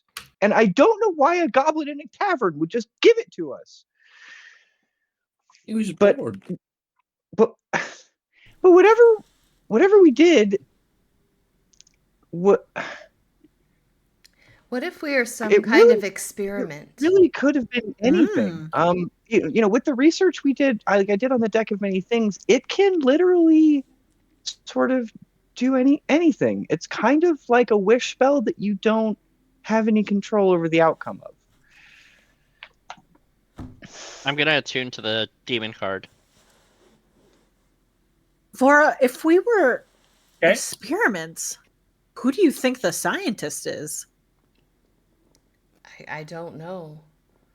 You remember, we awakened as if we were dead in the morgue. Yeah, that was really unfortunate. Someone knows what happened to us just before that moment. Why were we there? How did we get there? What did we do to die? Where did we come from? These are answers that could be found. No? Not from the card, because none of those were a yes or no. Inventory. Who's got the card? It's Sean. I might have had it. Yeah, I don't have it. Yeah, I have it. Okay. I just want to read the particulars while you guys are. Yep. Yeah, put it in the party sheet. If we're an experiment, what if we aren't what broke, but we're what needs to fix? What if the experiment isn't over? Exactly. What if it is actively happening? Well, I think that's definitely what's happening. I think that we're in the middle of this, but I don't know. I need to meditate more about this. And she just sits down right there. We just meditated up on the roof. Really? Maybe if we knew what happened 74 years ago, we'd know what's happening now. Like maybe this is the next another attempt at something or a new way of trying something. Maybe we were just the useful idiots. When is 74 years ago? Why is 74 years ago?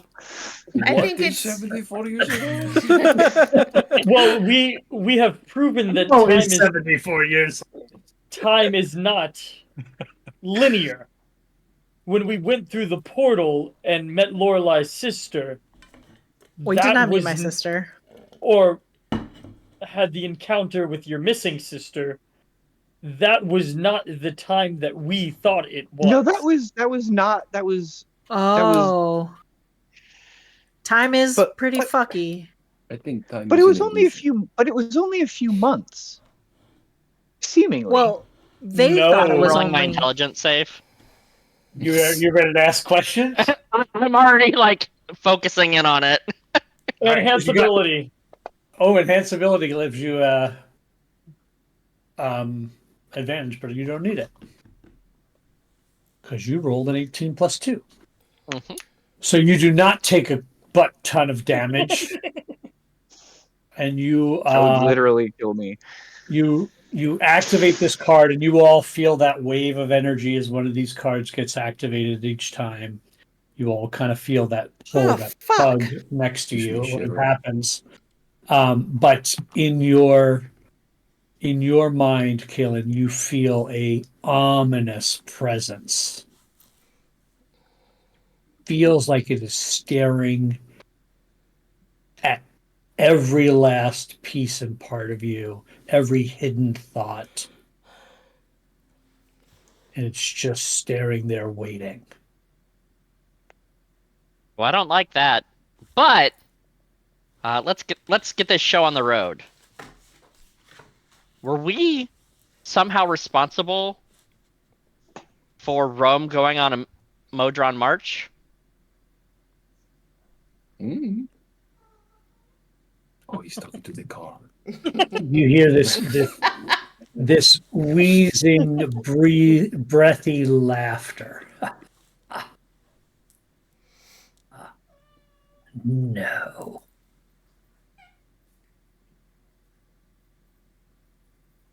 Is our death related to the Million Modron March?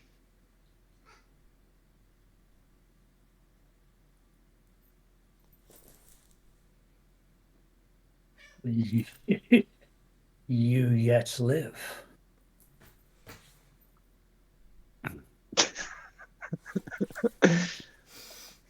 Fair. Are you related to the Million Modron March? Am I? Aren't we all? Of course. Are you the reason it happened early?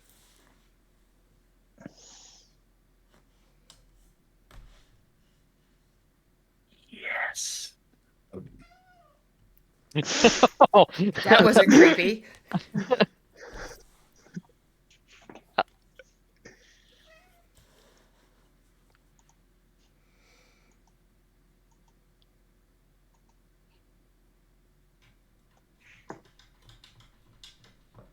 Guys?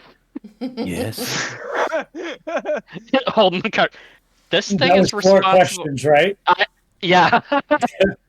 This thing is responsible. Not the card, but the being I'm talking to currently that's in my mind and is making me feel really oogie. It's responsible for the Million Modron March starting early. Oh. It did it. Oh. I have one question left. Is it responsible for us being here? Oh, that's a good one. Are you responsible for us being here in our situation? No. All right. Thanks. I don't want this anymore. I told you it was big, right? It's really big. It feels like you're naked, but like on the inside. Ooh. Yeah, I don't really feel this very much, but it definitely made me feel this really tingly feeling in my stomach. I think you call it fear. I just Or felt poop. so exposed. My cat just fell off my monitor. Are you okay? So it did do the thing 74 years ago, but whatever we did to ourselves. So that's good. Well, you assume we did it to ourselves. We just know that it didn't do it to us. And it said that we aren't responsible for Rome going on his march. Well, that is good. The events are just, they coincide. So whatever started the march also started us. Well, maybe. He No, said not he is what necessarily. started the march. do you The think- original 74 march, years ago. not He's the Rome's one that march. started the early one. You didn't ask about Rome's march. Do you Yeah. Right. think Right. that Rome is leading us to all of these cards is like a secret good thing, and he is just doing it on purpose but not telling us, so we keep following him, and then it is going to be a good thing, but Well- he doesn't want to tell us?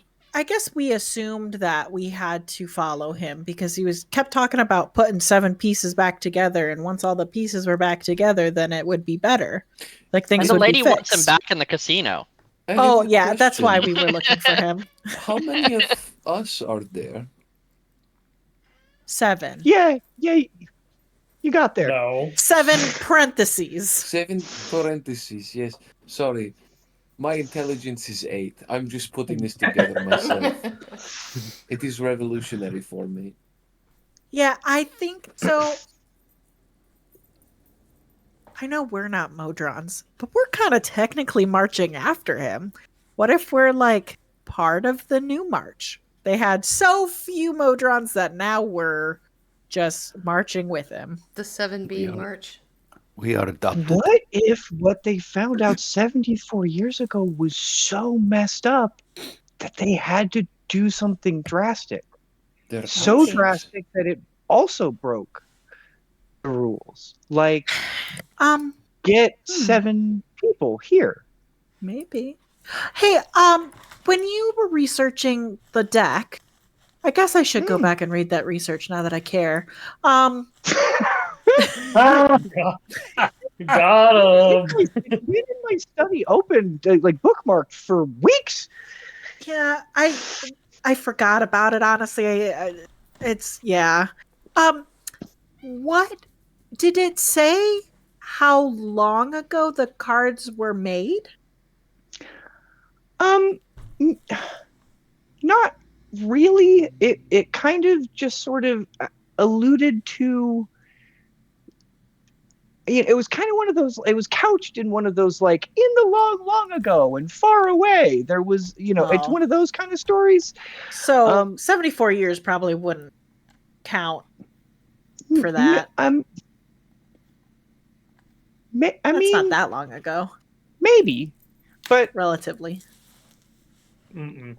Then that would assume that this whatever this being did also maybe made the cards then, if it did whatever it happened 74 years ago, but that I was imagine, like a deal with like a god. Yeah.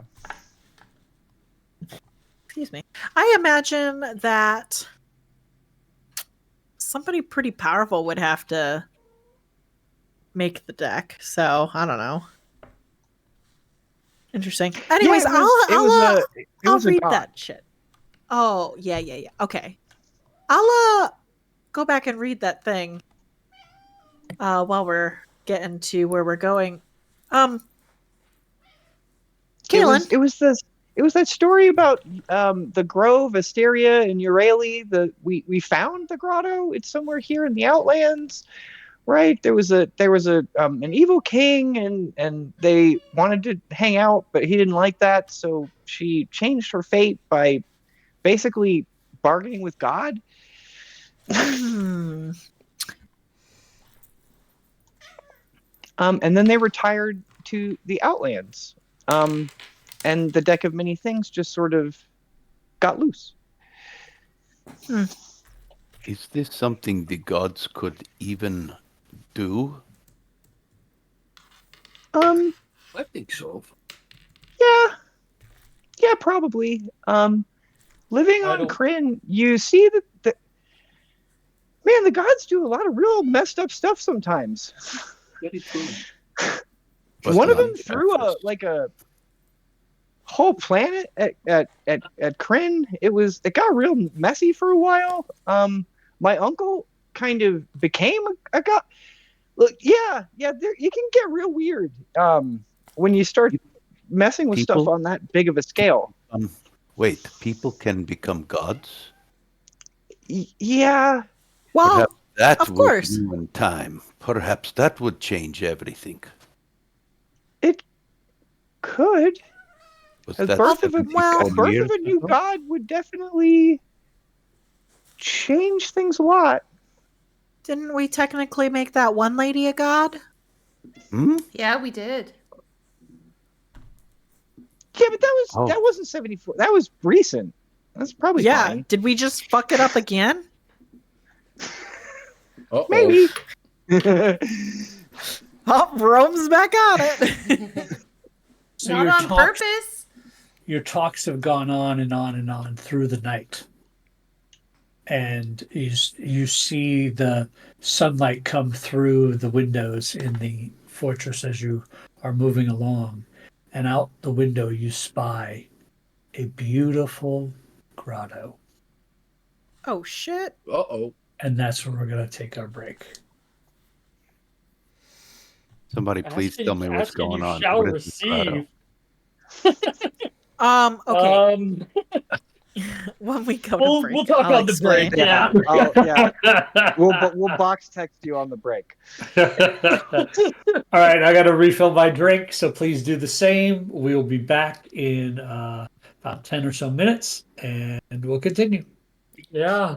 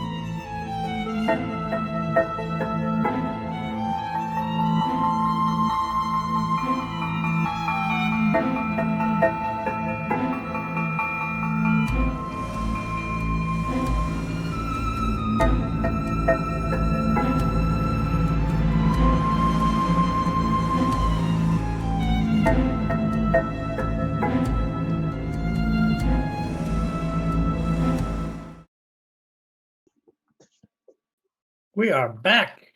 We are Dicey Decisions. This is our Twist of Fate campaign. Back from break, as the group was ruminating on the possibilities of the multiverse. A piece of the puzzle fell right in front of them, as outside of their walking castle they see this beautiful, secluded grotto nestled into a riverbank up against a waterfall. Hey, Quinn, didn't you just say something about a grotto? There's a that's really convenient. There's a small tower and a larger tower kind of separated. The smaller tower seems to be near a pool of steaming hot water. And there are these beautiful, immense gardens that cross back and forth across this pathway that go between the two towers. And the gardens are ornately lush with, you all recognize different flowers from your homeland. And I mean all of you. There are Feywild flowers here. There are flowers from Kryn. There are flowers from all over the multiverse growing in this one garden. Roots, vegetables as well. So, do you guys remember when we went up to a treasure chest and it was very appealing and we went to open it and eyes opened and it had teeth? This feels like that. But it's so pretty. It is very pretty. I kind of want to go. Even if it is a That's trap. how they get you. I mean, we just left Acheron. Like, I feel like we'll be fine. From your vantage point, the river is between you and this place. So you're looking over the river. There is a bridge that crosses the river near the waterfall. But definitely not sturdy enough for the tower to go across. No, not big or sturdy enough for the tower to go A across. footbridge. Do you want me to yeah, go like first? a road. Yeah. Hey, Standard Zathir, can you put us in park? Absolutely. Thank you. Over. I will grab the Mimir. Can you tell us about this grotto? There is no information in my memory for this grotto. Oh. Huh. Guess we should bring him with us so he can get memories of the grotto. It is I time could to go explore if you would like. You may stand back. I think we probably should. I would like to come with it. Grottos kinda- are like my thing. I kind of want some of those flowers. I haven't seen a water flower in a long time. I kind of want to get in the hot springs. Yeah, you do kind of stink. I've been researching curses for a week and a half straight. I haven't left my room. Press the digitation, someone, on this little That's one. okay, Quinn. I thought you smelled like lovely incense. See, somebody likes patchouli.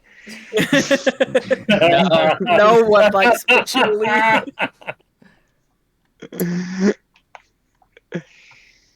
All right, so the walking fortress settles down to its resting spot.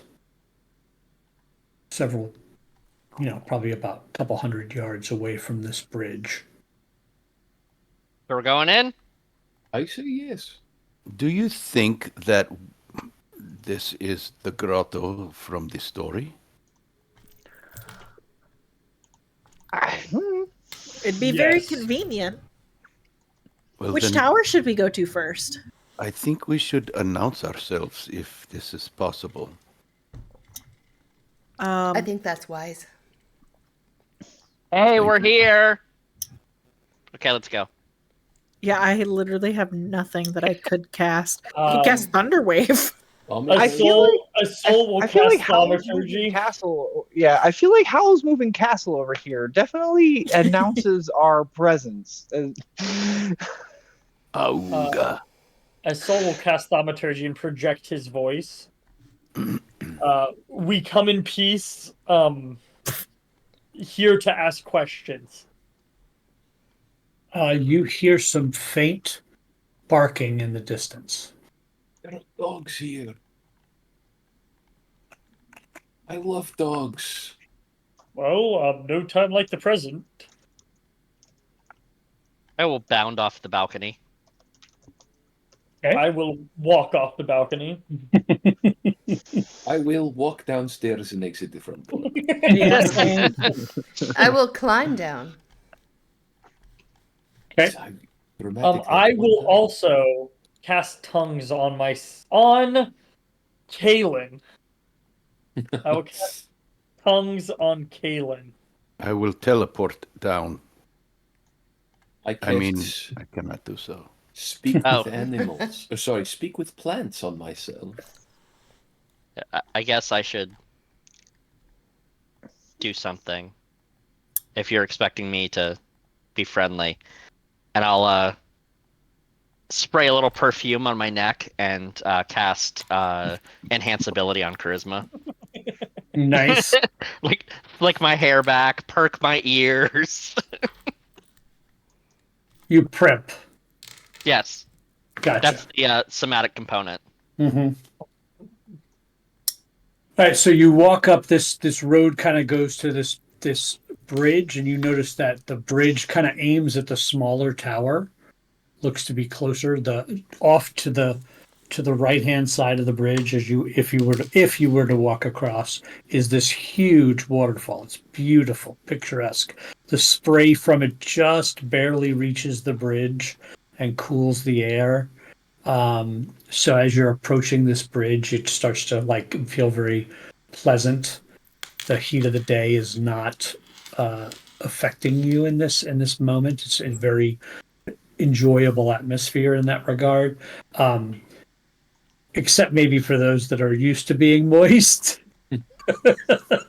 It's not much of a change.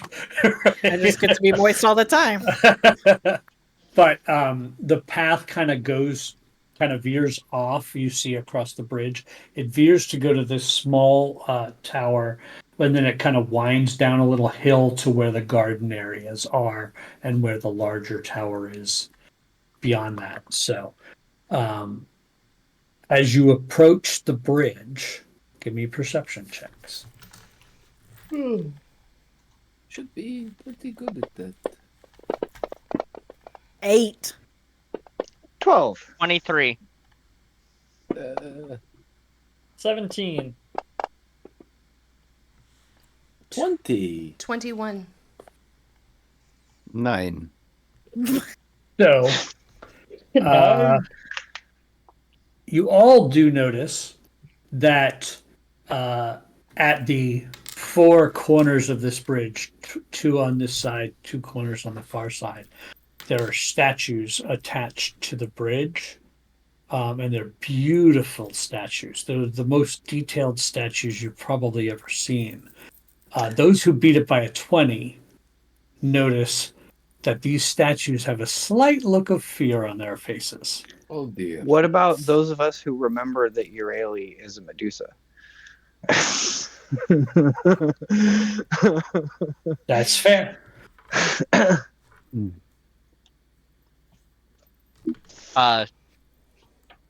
Kalen slowly reaches into his belt pouch and pulls that mirror back out and just starts holding it in front of him and walking forward. Wow, how did they get bobbleberries to grow here? That's crazy.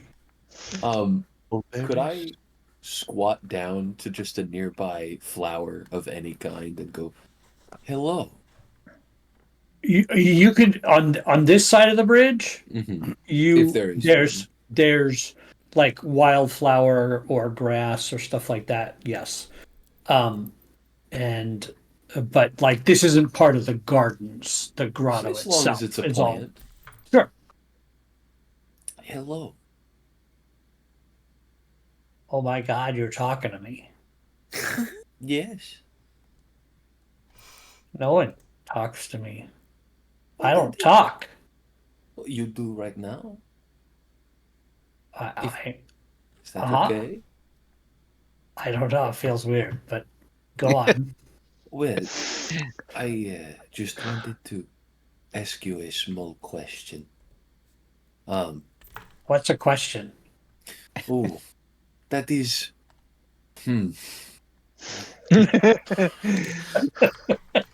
I don't have. Huh. Quinn, what is a question?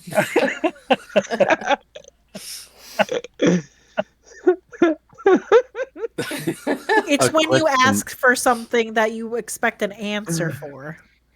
It is when you ask something and expect an answer.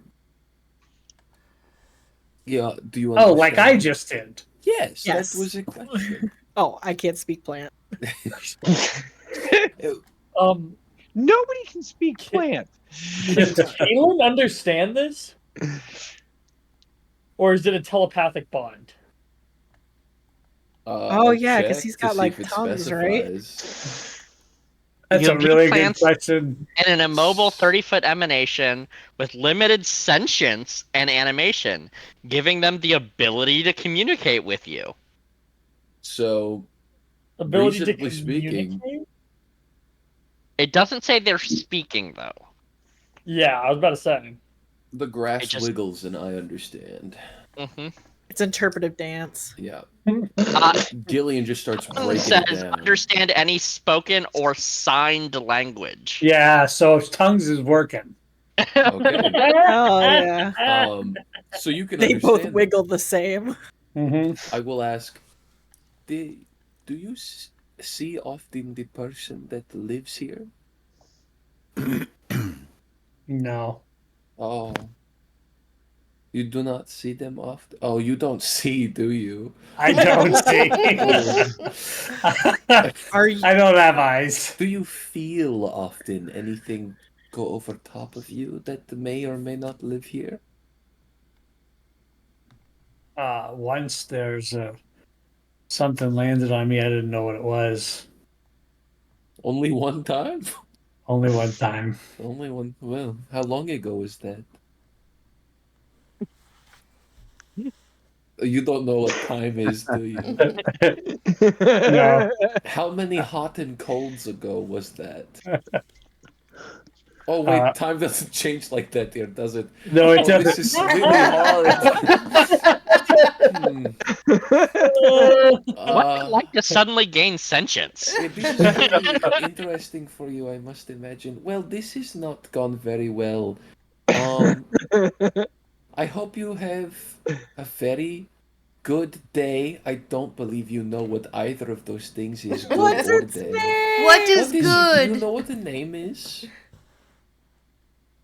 My name? Mm-hmm. I don't have a name. Would you like one? I don't know. I turn to the group. Is it important? It's not that important.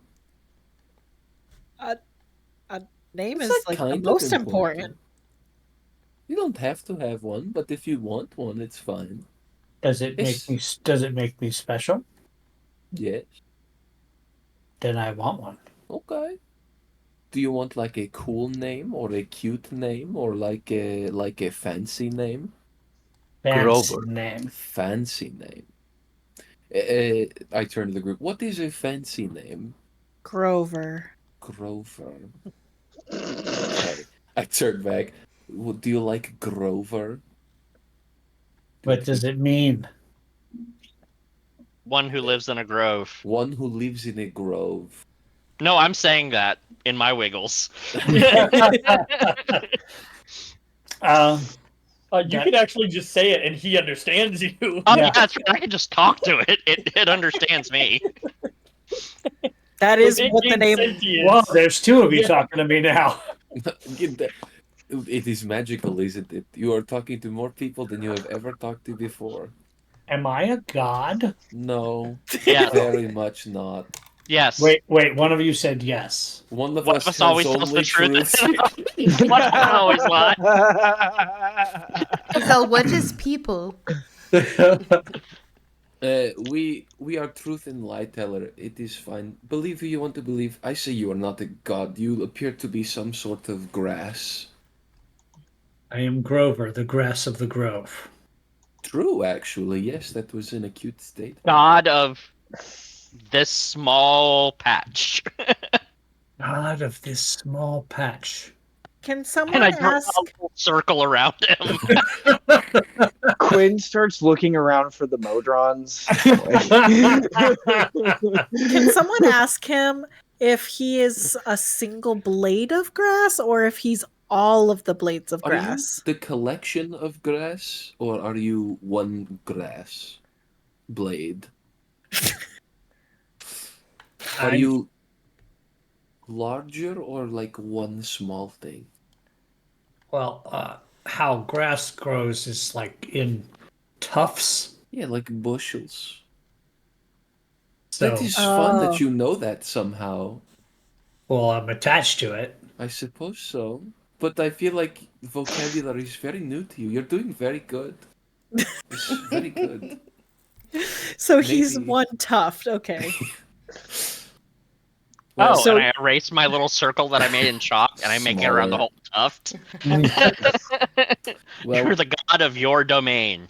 you are the lord and god of this domain. You are Grover, the grace of the grove. I wish you a very good long time. I can't say day here, so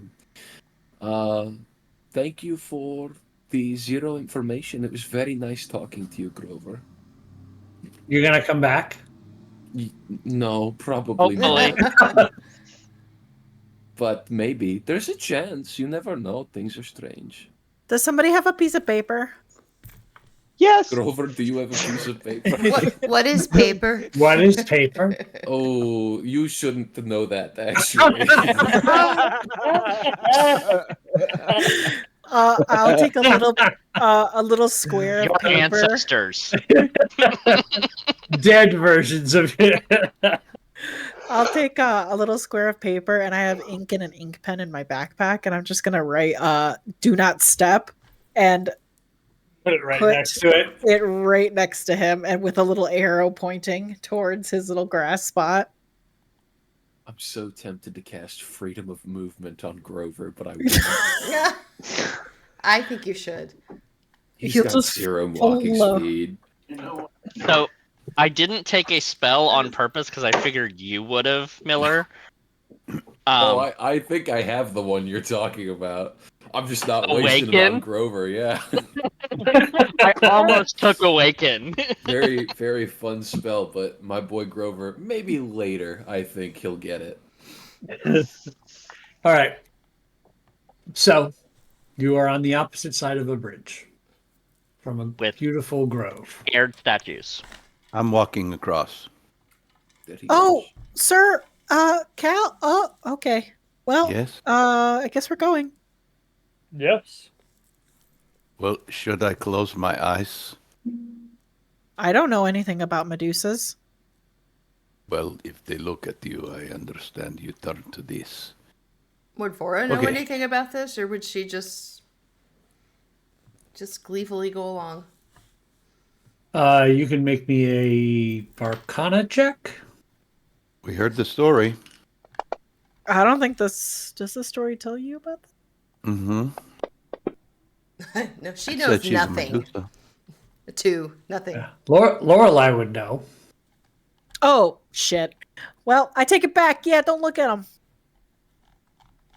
But it's so Do pretty. they have Don't to look like at. want to turn you to stone, or is it by like just in general? That's a good question. Yeah. Well, if it's Oh, a monster, Lorelai would know. They have to. It's not everyone they look at. It's Okay. when they want to, they turn it on. They have control of it. It's not like those goofy old stories that you hear where everyone willy-nilly looks at them and bam, their statue. You gotta like piss them off. Or maybe they do it for fun. I don't know. This person could be evil. Oh, you're muted, Quinn. Let's definitely not piss her off.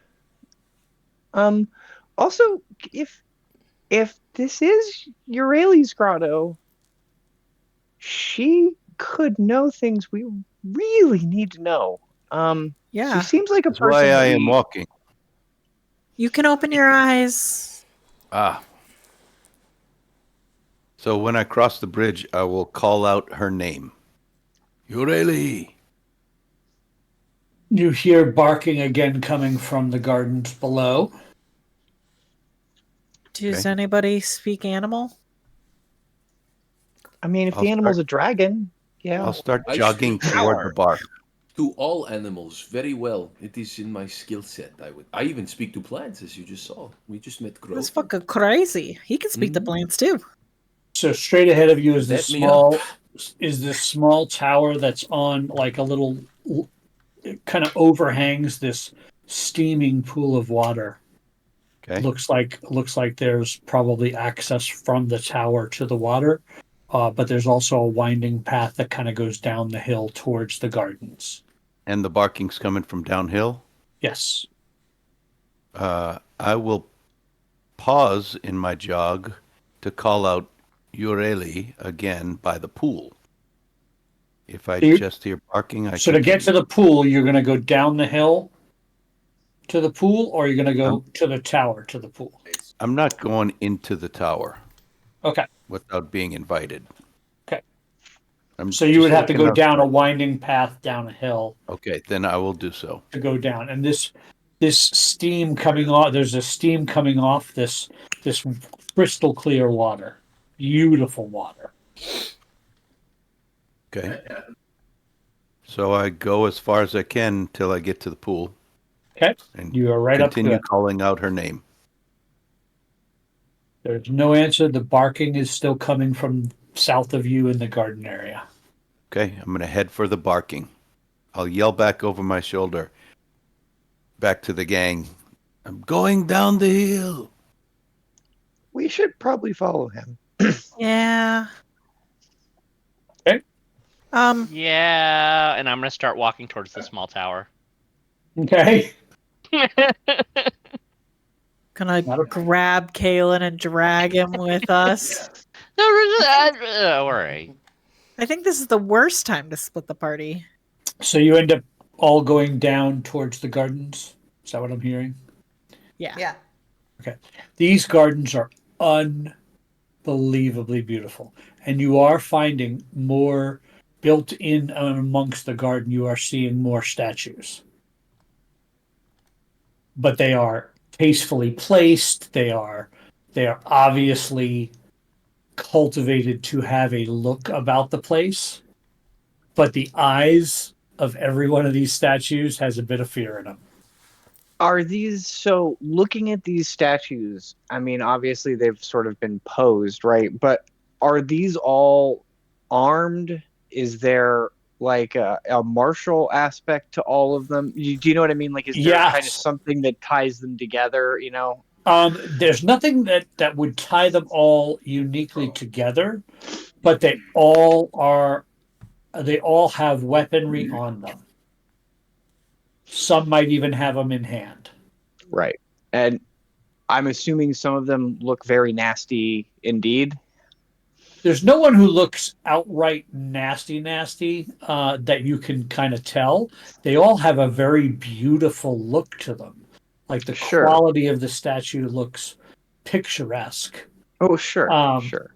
So it's hard to tell whether these were Like, there's nothing that's giving away whether they were of evil intent or anything No holy like that, symbols right? of Baal just Right. prominently displayed. Right. Right. You're not seeing any like that.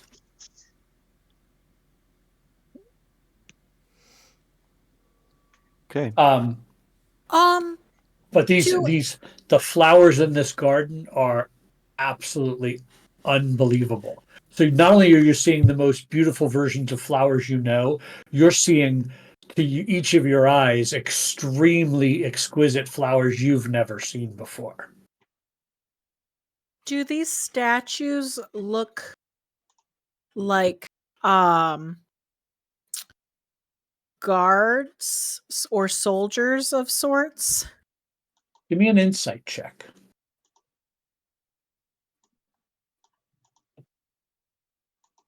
Okay. 2. Hard to tell. Damn. I mean, there's nothing that's making them look like any level of militaristic insignias or anything like that. They could be. There's, the story says something about like people trying to take her away from here. So I was thinking, No, maybe this is where they retired after they had all the adventures. That's what.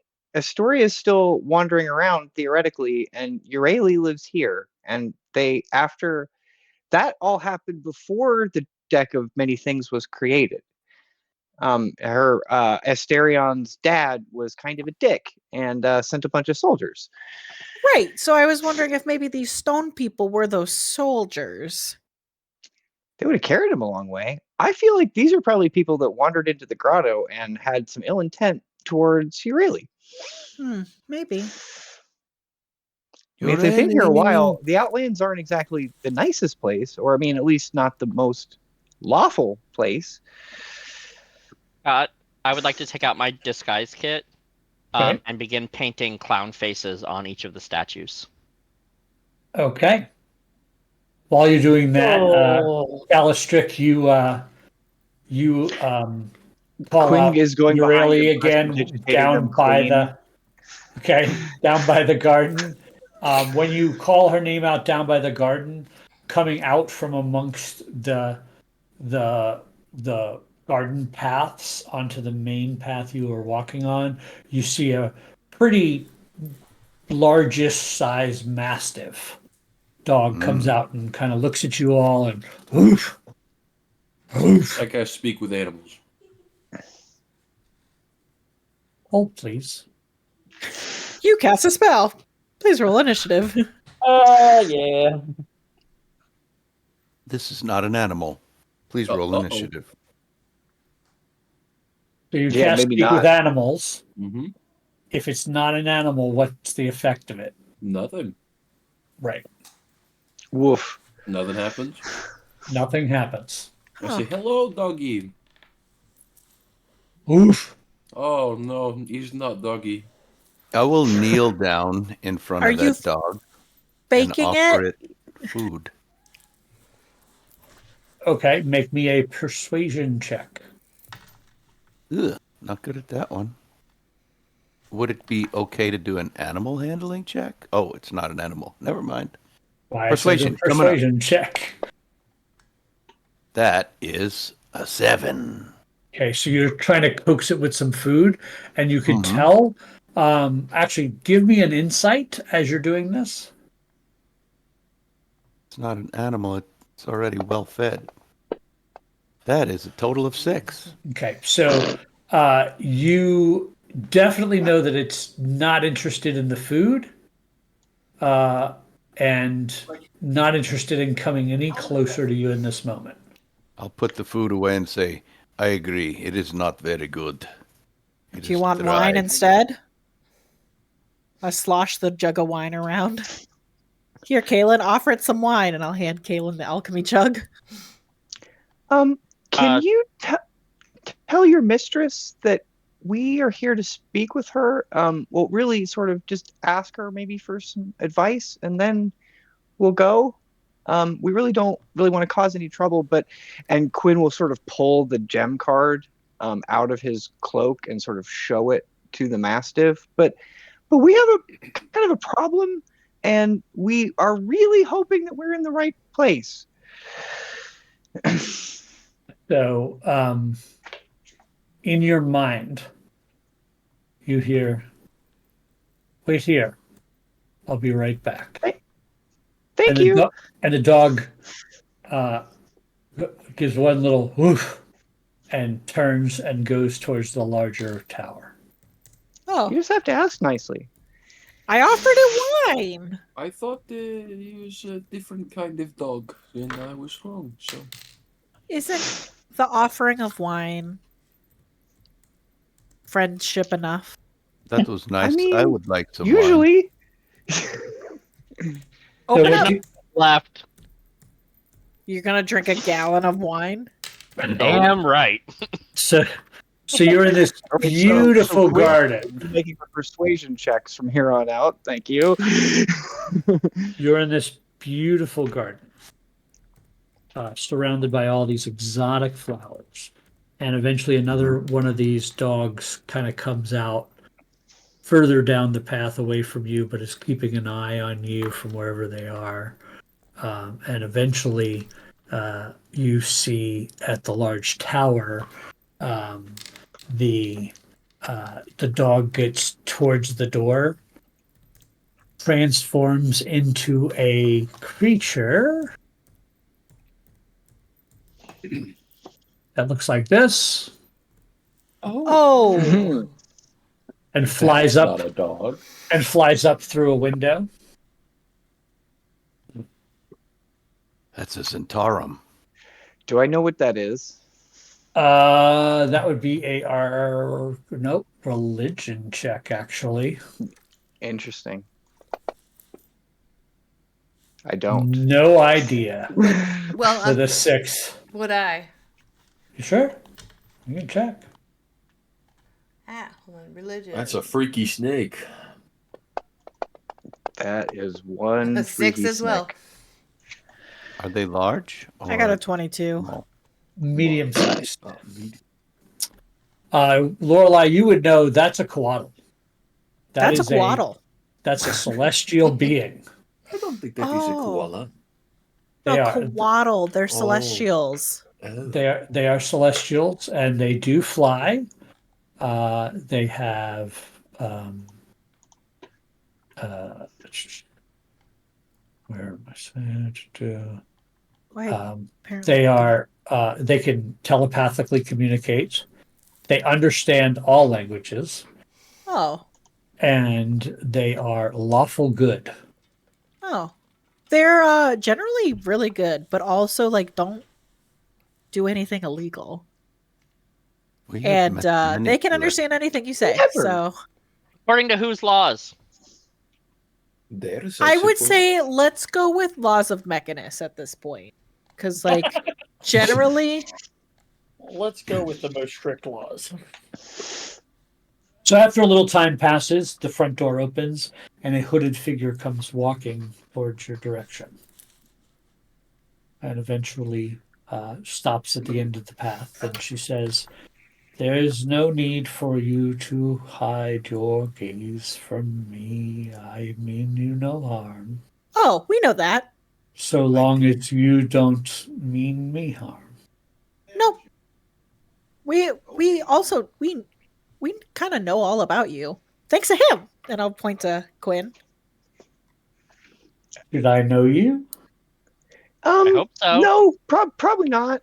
But we and Quinn will kind of again sort of pull the gem card out of his robe and sort of look at it. So we have sort of been trying to figure out what's going on, and we thought maybe you might know something about this. These There's more. Yeah, almost the whole deck. Pulls out a As handful. several of you pull out cards. Yeah. She pulls her head back, and you see that the snake hair's kind of all looking at your direction and whatnot. It's kind of intimidating at first.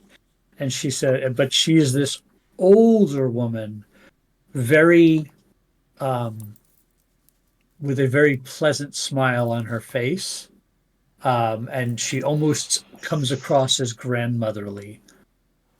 And she says, well, you've come to the right place. I knew it. You are Urali. That is me. Wow. And she says, those that you hold are very, very, very dangerous. Yeah, one of them turns things into bread soup. This one gets rid of people. I think maybe even more than that, though. What does it do when they're all together? Well, hopefully they fix themselves. What do you mean they fix themselves? Are they broken? In a sense, yes. My manners, please. Let's go in, have some wine, some food, Yes. and talk for a bit. Yeah, I have a lot of questions on your gardening. Oh, I would love to tell you all about my garden, but we have more pressing matters first. But before course, you of leave, course. before you leave, Yeah. I haven't seen these. What are they called? I just had them. you said it earlier. I know I did, and then I searched the definition of Grover.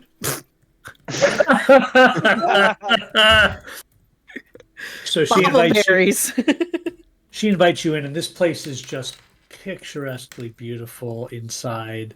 It's just well decorated, and nature and function are intertwined in this tower. So even the stonework itself is beautiful in nature and naturally existing. And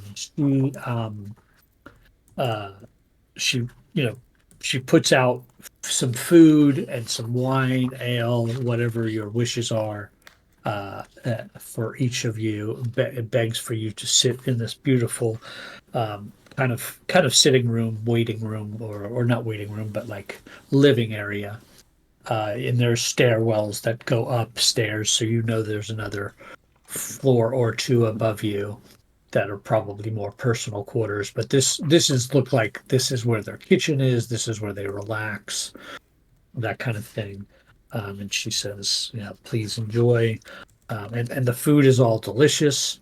The wine and the ale is fresh and vibrant, and you are not at want for anything in this place. She sets out. She says, "Oh, I." She realizes that, it's a little dark in here, so she pulls open some curtains, and she also casts some dancing lights in the room to kind of give it a nice warm glow and create a pleasant atmosphere. She says, what you hold is a broken deck of many things. What do you mean broken? It is broken. It is shattered. Do you Because mean it's scattered? Do you mean it's not complete? All of those things, yes. It's not complete. It's scattered. It is not whole.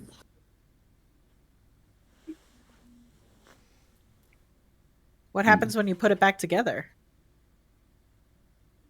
Hopefully, it heals itself and is designed to do what it is designed to do. Which is... Well, it is a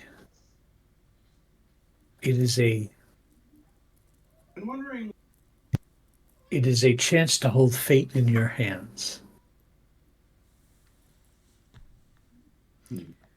But this one cannot because it is broken. It is a wild card. Ah. Yes. But yet the cards, I pull out the sun card off my back. The cards still do what they are supposed to do. What are they supposed to do? Well, this one casts a beam of light. A spell. These cards have powers that are unnatural to their purpose. The powers exist because the deck is broken, and the power of the deck has split into each individual card. When the deck is whole, it does not have these powers. Interesting. So what then, powers does it have? Well, you would draw from the deck, typically, and your fate would be changed in some manner based on the card you drew. But it's kind of wild. You don't get to actually choose the fate. Well, she kind of laughs at that. She goes, "This is where my partner and I disagree. She feels that it is nothing but our choice and that we control our fate." With all the talk of fate, Bora is going to hold her fate's card and look a little confused because she holds the card that is the fate's card.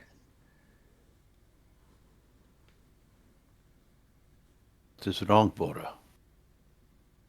Everybody's talking about fate, but I have the card that says fate. It's already here. When did you get these cards? We died. Well, Yeah, Maybe.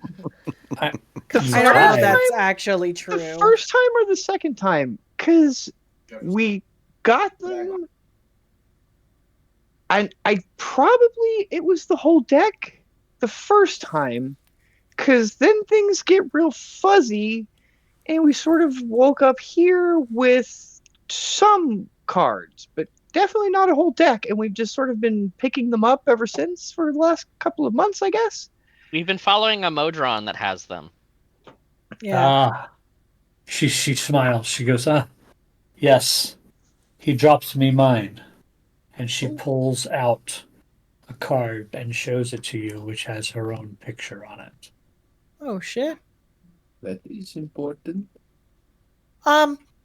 Question for you about that card. Means we need 11. If you were to hand, and this is kind of my question in general, if you were to hand that card to me, would it just go straight back to you? She looks at it and she says, I have no idea. I don't think so. I mean, he handed it to me. I guess that's fair. Watch what happens. And I hand her my original bread soup card, which is the ruin card. So I will hand her the ruin card. Okay. And it does eventually go right back to you. And she goes, you are fate touched. I think we all What does are. that mean? Yeah, because all that happens to all of us on the original card that we had. You are connected to this broken deck then. Oh. Yeah, the last thing a lot of us remember is meeting some goblin? Was it a goblin? I think so. Goblin? Yeah. Yeah, she laughs. She goes, of course. Do you know who that is? It was no goblin, but easy to make that mistake. What was he then? He's a nilbog. A nilbog? That is a word. What would we need to roll to recall if we know what a nilbog is? Arcana.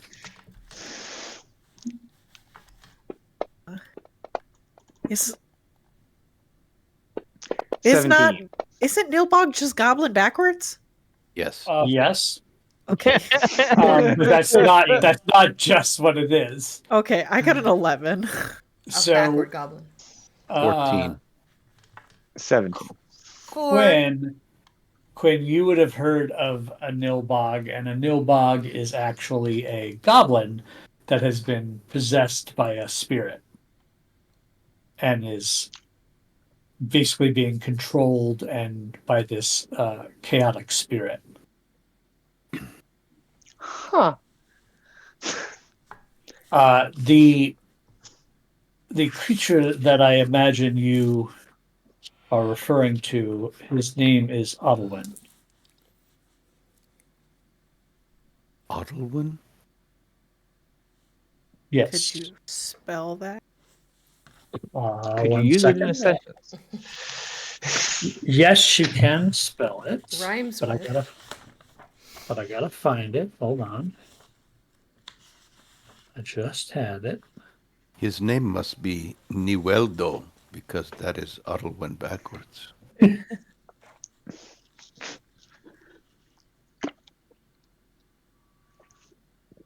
Rumpelstiltskin. Oddlewin. When she says the name Ottlewin, you all remember that name. You remember meeting Ottlewin in a tavern in Neverwinter. And you were all together. Oh, fuck. And he was doing a tarot-like reading for you all in a bar with a deck of many things. With this deck of many things. How could we forget? Oh, fuck. So did we, like, accidentally fuck up our fate by doing the tarot reading with that guy? No. It was the creature inside this guy. The creature. I guess that's controlled why. him. Yeah, I guess that's why you don't talk to strange Nilbogs in bars. And this creature is the one which spoke to Kalen in the card. Maybe. I mean, I guess you don't know that for certain. Because he said he was not responsible for us being here. Right. But Do you he know is what? responsible. Yeah, I was just going to ask if you knew what spirit was possessing Ottlewin. Oh, I have no idea. Oh. I just know of this entity because he loves decks, and that's kind of our thing. What if it was the same one from the nightmares? Well, potentially. But, I mean, again, when he was talking to Keelan, he said that he wasn't responsible for us being here. I'm assuming because we did a tarot reading with Ottlewin that whatever we picked changed our fate, but in changing our fate kind of fucked everything up. Does that seem like a plausible explanation or hypothesis from your understanding of the deck, Uriel? She kind of smiles. She goes, well, my partner is more the expert on the true nature of these decks. We have her partner's card, correct? Her partner doesn't have a card, I don't think. Oh, okay. I thought her partner was the other creator of the deck. It is. Asteria doesn't have a card in the deck. No? Okay. I know we had gotten a card that had The someone on it. the only Istus. proper. What's that? Isn't it Istus? That's The an only Istus proper card? the only proper named card is Uriel. Oh, okay. Okay. Well, Uriel, what does your card do? Beautiful, by the way. She hands it to you. She says, well, let's see if it returns to me first. I'll take it. You wait, you wait, you wait. Attuned to it. It doesn't return to her. Oh, so are you not fate touched? Oh, I am very much fate touched, but I am not attached to that deck. Oh. It seems the 7 of you are. That is very lucky for you. And Yeah. you know Ottlewin? I have met Ottlewin, yes. What do you know about? He's Is crazy. he someone that you would do business with frequently? No, he's crazy. He's insane. He's driven by the thrill.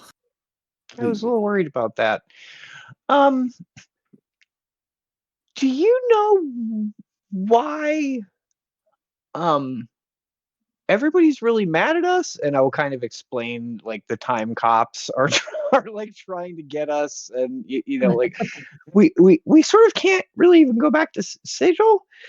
So when you say Which- all this, she says, when did this happen? Couple months ago, months roughly. ago, possibly, but you know, again, it's sort of fuzzy. Sometime, but probably not 74 years ago. When you give a rough estimate of the time, she says, that's when she left. Oh. She felt it. See, I'm long since retired from our adventures. I enjoy my garden and this grotto, but my partner still craves the thrill. Your girlfriend's not out trying to kill us, is she? I think she's out trying to fix what broke when you got here. Oh, same. Where Oops. did she go? I don't know. I mean, to be fair, the people that are trying to kill us are also in their minds trying to fix what we broke when we came here, so that doesn't preclude trying to kill us, unfortunately. She would not do that to you if you are innocent victims and didn't make this happen. What set you on this path? A modron? Ottlewin, it seems. Yeah, I mean, so Ottlewin wouldn't break a deck, though. Well, Well, to all shuffle a deck.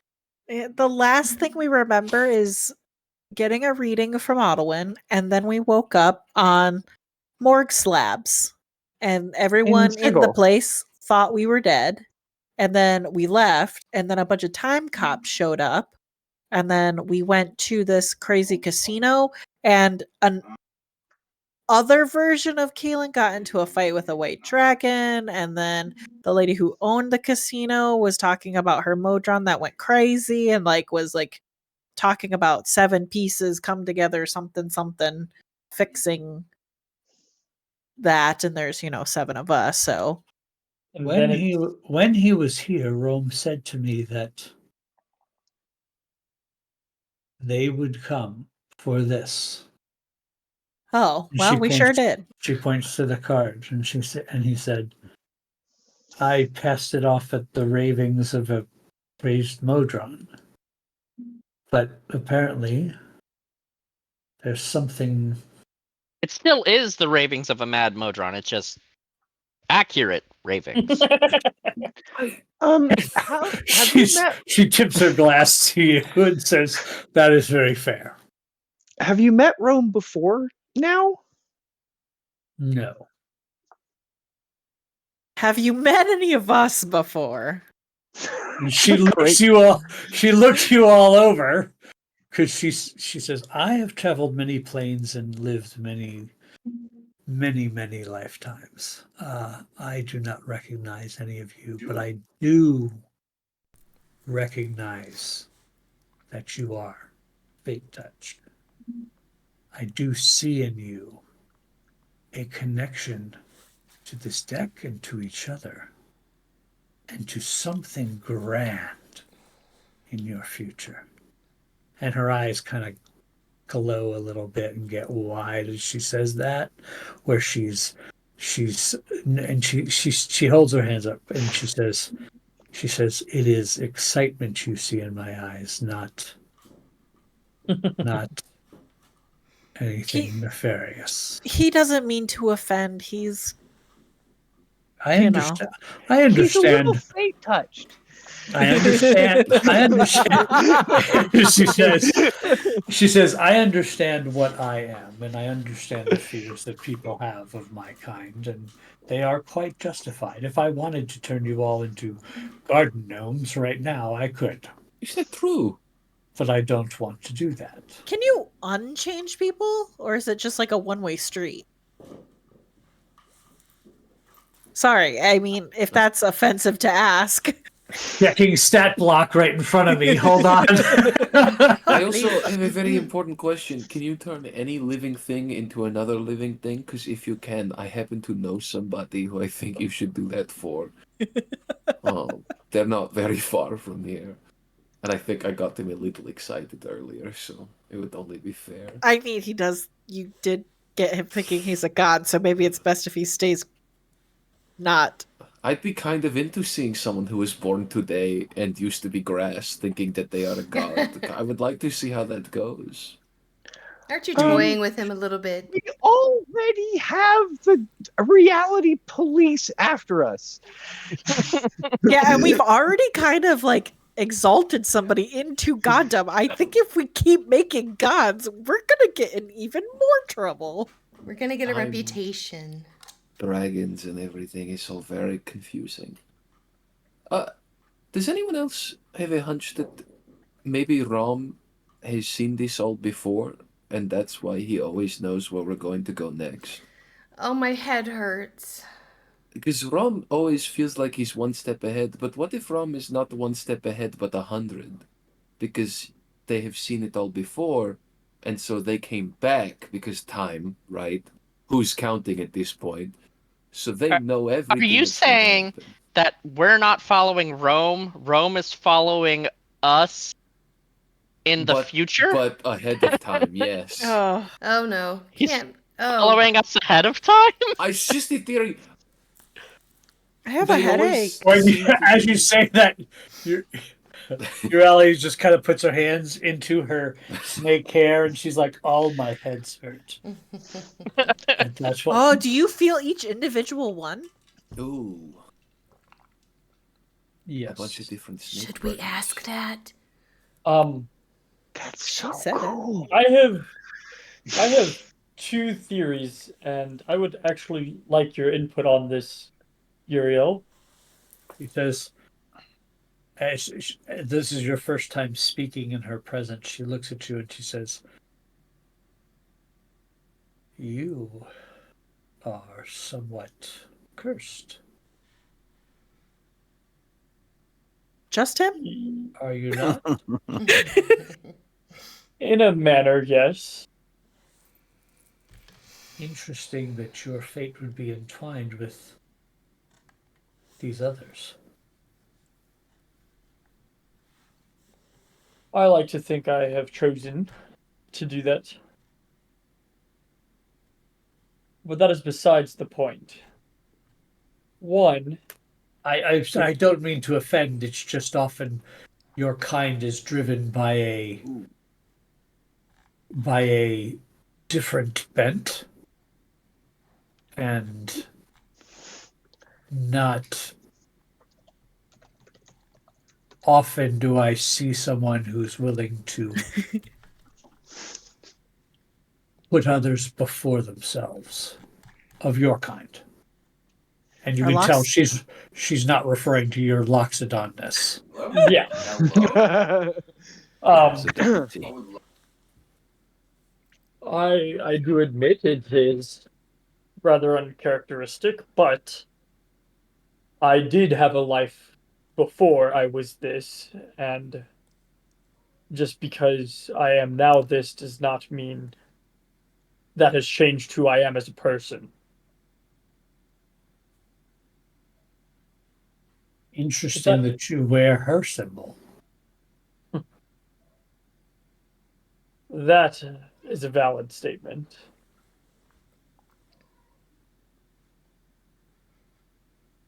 As if I would guess your existence, and she gestures to the whole collective group, probably pisses her off a little bit. Yeah. So does praising her. But after all, she does deserve it. She is Are there very. other reality versions of you? I've never met another version of myself, so I wouldn't know. Would I've you never met like- another version of myself, but I've met another version of her and him She says, and him and her she and says, him. but, and she goes over to a cabinet and she opens it up. And you see stacked in this cabinet are several decks of cards.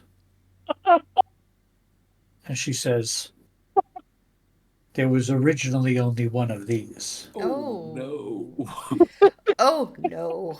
But then the multiverse got hold of them. So I imagine the same could be true of people. Are all of those real and functional and dangerous? And complete? Those are all complete, yes. Ooh. What if we put I- one of our cards in one of those decks? I That's know an nothing experiment about we don't magic. want to do. I feel I like would even trigger Rome Very 5 bad. million times. She says, I don't know what would happen, but I'm not willing to risk it. That's Somewhere. fair. That's fair. It's just, appears. the I do scientific think mind. we are getting a little bit off topic. And she shuts the cabinet. Would you like a chance to meet a quote-unquote alternate version of yourself? Oh, hell no. I'm a Yeah, bitch. it's supremely weird. What? You're so You've been nice. very kind to us so far. Right, but not on the inside. In my head, I've thought terrible things about all of you. Oh, that kind of Valid. Oh, hurts you my should say it on the feelings. outside. That's the most fun. It's not very comforting, It- but It might be fun, but I'm being polite and Could you tell us just one so we can get like a sample of the thought? Oh, she already did. Yeah, hit me. Oh. Yeah. Hit me with it. she, as you say that, she goes, fair enough. I did let that slip about you. I'm sorry. It's definitely not the worst I have heard. He's a But vampire. It's fine. My apologies. something that has kind of come to my attention, and I pull out the dragon scale. We know Rome was here. She knows exactly when Rome was here. Oh. That is smart. Could this dragon take us there? To confront Rome. No, then. Then. Then, She says that is a scale from a time dragon? Yeah. And I hold one Yes. out. Yeah, we all kind of pull. Everyone know but why. Kaylin. I can't find Yeah, mine 6 anymore for out some of reason. 7 no, of Gil us doesn't pull have out one dragon either. scale. I don't Oh, know yeah, where Gil- it went. I didn't use it for anything. It's Yes, gone. you did. The other you did. That's very confusing. you used it to re-eat something one time. This is a really good sandwich. So The mayonnaise ones? See?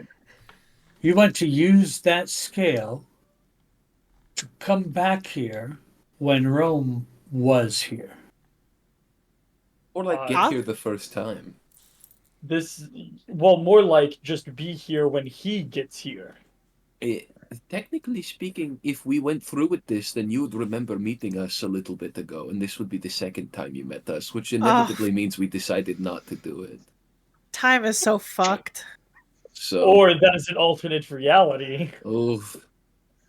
Don't like that. I'm gonna uncork another part of the alchemical jug, not caring what's in it, and just start drinking. Mayonnaise Bleach, again. solvent, anything. Lamp oil. You got lamp oil. Acid. Swamp water. We would only have 10 minutes. Is Or that you might not be enough stuck time to in talk the when. to him. It's You are 100 rounds of combat. you are not far behind him. He was not here long ago. How long? It was in the past 3 days he was here. What?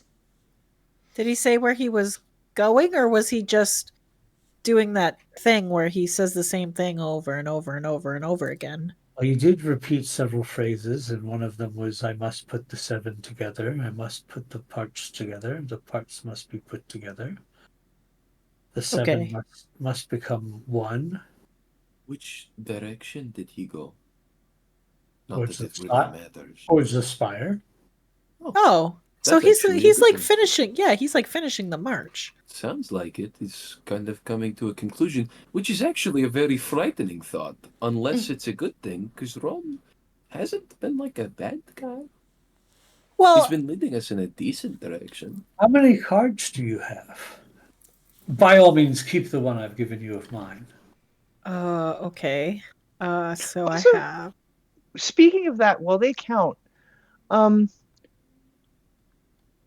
is it weird that you are on a card? Have you had your own card before?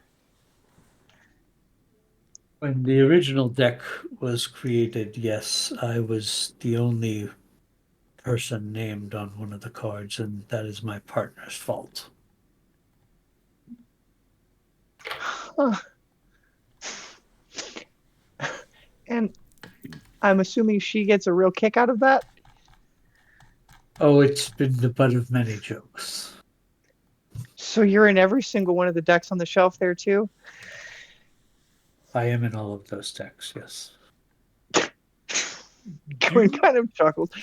That is the best prank I have ever heard. I think I really will get along with Asteria. I think we have. Oh, we did not count that. I think we have 16 cards. From the sound of it. I have 2. Hold on. I have a few also. I have Oh, 3. The thing. Yeah, we Calistrix 4, has 8. one. Well, the Sage card and Uriel's card are both in the party sheet. Right now. Well, I counted Uriel's card in my cards because she added it. Should So be seven. I think I have- that we have now. I count that I have 2. Okay, so I said 16, not including Quinn's, so 18 cards. So let's name them because I have them in my phone. Okay, I can start.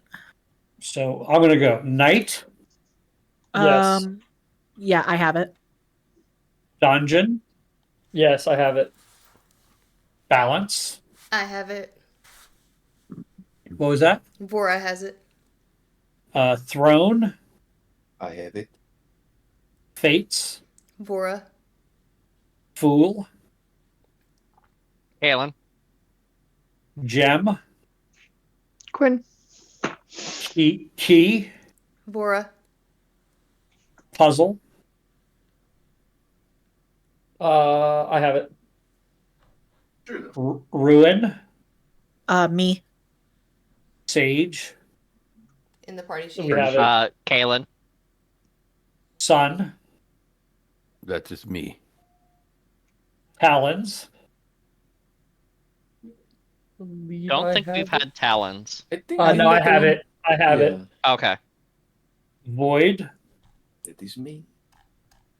Star, I have it. Moon. We have it. Yep. Quinn's got it. Jester. Yep. And now Uriel. That is 18. Yeah. Yep, I have Jester. 4 cards are missing. 22 total. She says, you miss the comet, the flames, the rogue, and the skull. Very inviting. Do you hear from Asteria much? She comes home when she needs a rest. We spend as much time together as we can. Do you have a way to contact her? And then her wanderlust takes hold. I guess if she when you said you have a way to trying- contact her, she says, we used to do the sending stone thing, but then one of us didn't answer the other and it became an issue, and we decided it wasn't fair to disturb each other. It was like boundary crossing, and Huh. So you wouldn't. So I was just, because if she's out trying to fix this, and we kind of are this, we thought maybe it'd probably be a good idea to go talk to her also. Well, then she has to kill us. Well, maybe she knows what we're trying. Maybe she knows what we're trying to fix. you might. I mean, whether you want me to or not, if she comes home, I will be telling her about you all. That's fair. No secrets between lovers. She likely does not want this broken deck to exist. Well, at least not broken. She has a vested interest in it becoming whole or being destroyed if possible. The good news is which is like not likely. Ram wants the same thing, and he's very much trying to lead us down that path, or at least predicting where we'll be going. Yes, but he's also not just putting all of the cards in one place. But maybe that is for a reason we don't yet understand. He could be leading us places for specific key moments, triggering certain things, meeting certain people, dragging us on a necessary goose chase, and eventually we end up at the right place at the right time, and the only way to get us there at the right time was to lead us around for a while. That's the case, then he intended for you to come here. Yeah. Well, one, to give us the card. And to meet you, for some reason. I mean, she's and DFI already a given blade of us. grass. That true, Oh. yeah. We did talk to one of your grasses. DFI? I told him he's the god. He thinks he is... It was not a long story. Higher than power, yes. It's a long story. Maybe not. Maybe not. It's a story. Short story shorter. Before the bridge, you will see grass with paper in it. That is him. Treat him with respect. Yeah, don't step on him. He's not a grass to be marched on.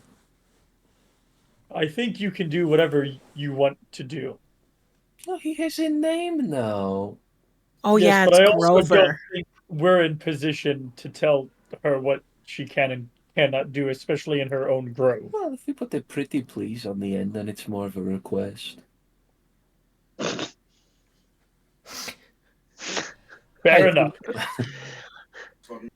I think the god of the tuft of grass will be benevolent. He seemed very nice. He also doesn't have a choice. He also lost sentience like an hour ago. Yeah, he's not really... He also thinks he is a god. He didn't know what days were, so, like, there's not really a point of intelligence. Come back in 10 years and it's an ant. Perhaps the answer is to continue to find Rome. That's what we were kind of assuming. Yeah, I mean, it's what we've been doing the whole time, and aside from a few minor hiccups, it's been going pretty okay. You don't go to Tradegate, do you? No, I don't really bother with any of the Cape Towns. Good. Fuck them. I grow all I need here, and I'm quite happy. I have 3 questions. One of them is personal to me, one of them is personal to you, and one pertains to what we're talking about. Well, maybe I will answer any of the three or none. Let's see what they are. Cool. Do you like the theater? I've never been much for public gatherings. What if I about put on a personal private showing? show?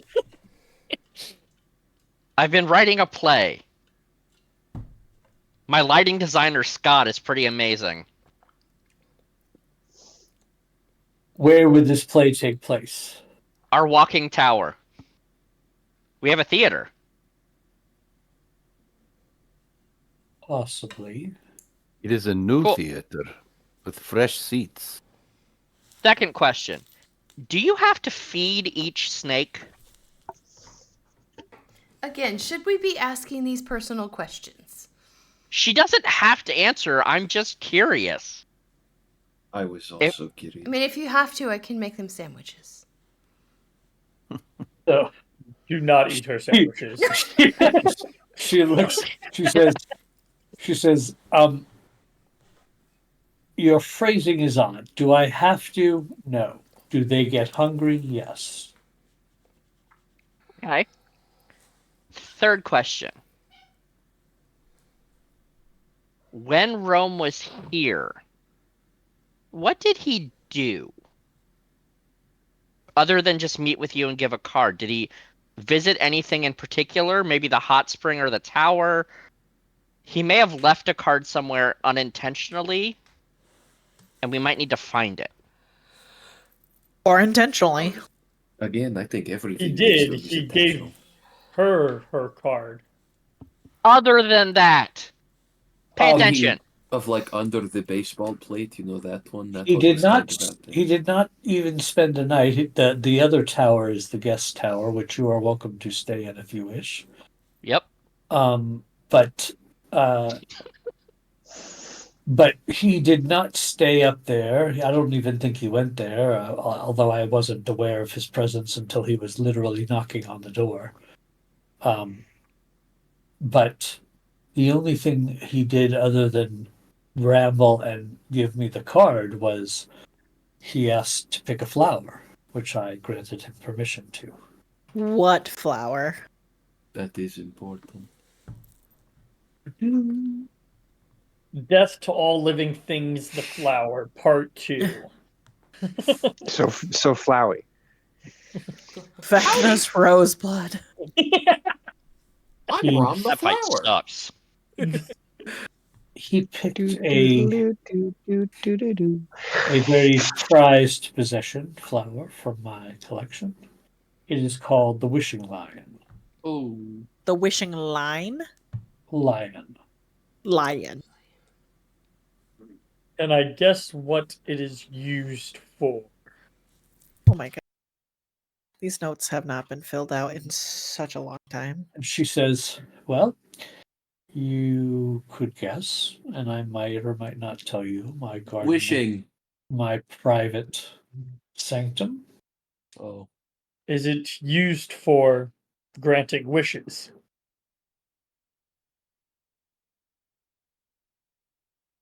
I'm sure it will not come up. I'm sure it won't. No, I don't want You it. have another one? I knew it was gonna come. Are you after my flowers? No. No. No, I just Not without your permission. If you Yeah. have one and we could have it, I would. If you would be willing to give, then we would love to have. But if you do not want to give it, then I it's didn't like her tone. okay. I can trade you for these flowers and I show her the bouquet of flowers I have. Which she holds and she takes from you, and she says, these are quite lovely. Thanks. We have this beautiful GIF on board on our walking tower who has the most gorgeous flower garden. You should come down and see this place. The flowers? The garden? Yes. She should or Yes. Oh, yeah,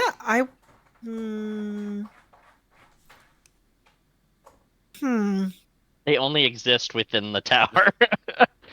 they they dissipate. They And leave. They haven't left in months. Well, no, I am wary of her. Right. How 'Cause should her- we? Her tone about flowers was weird, and then I showed her flowers, and then she got weird.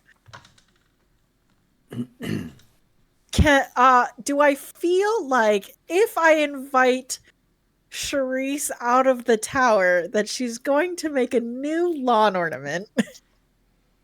Give me an insight check.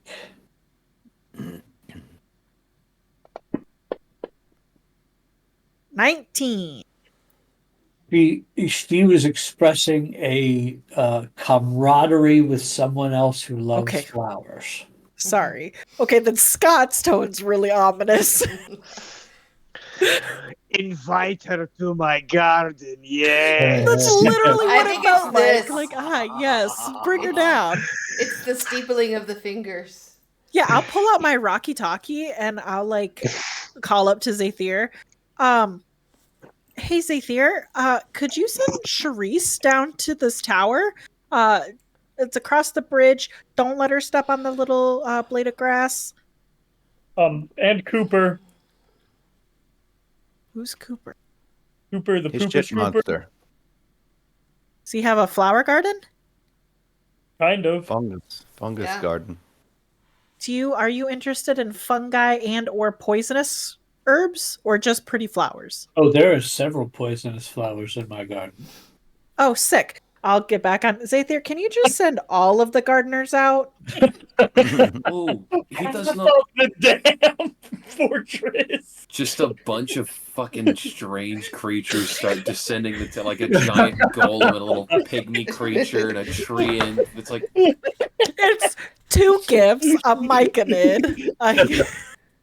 two gifts: a myconid, a little pygmy, a giant earth elemental, a weird treant creature.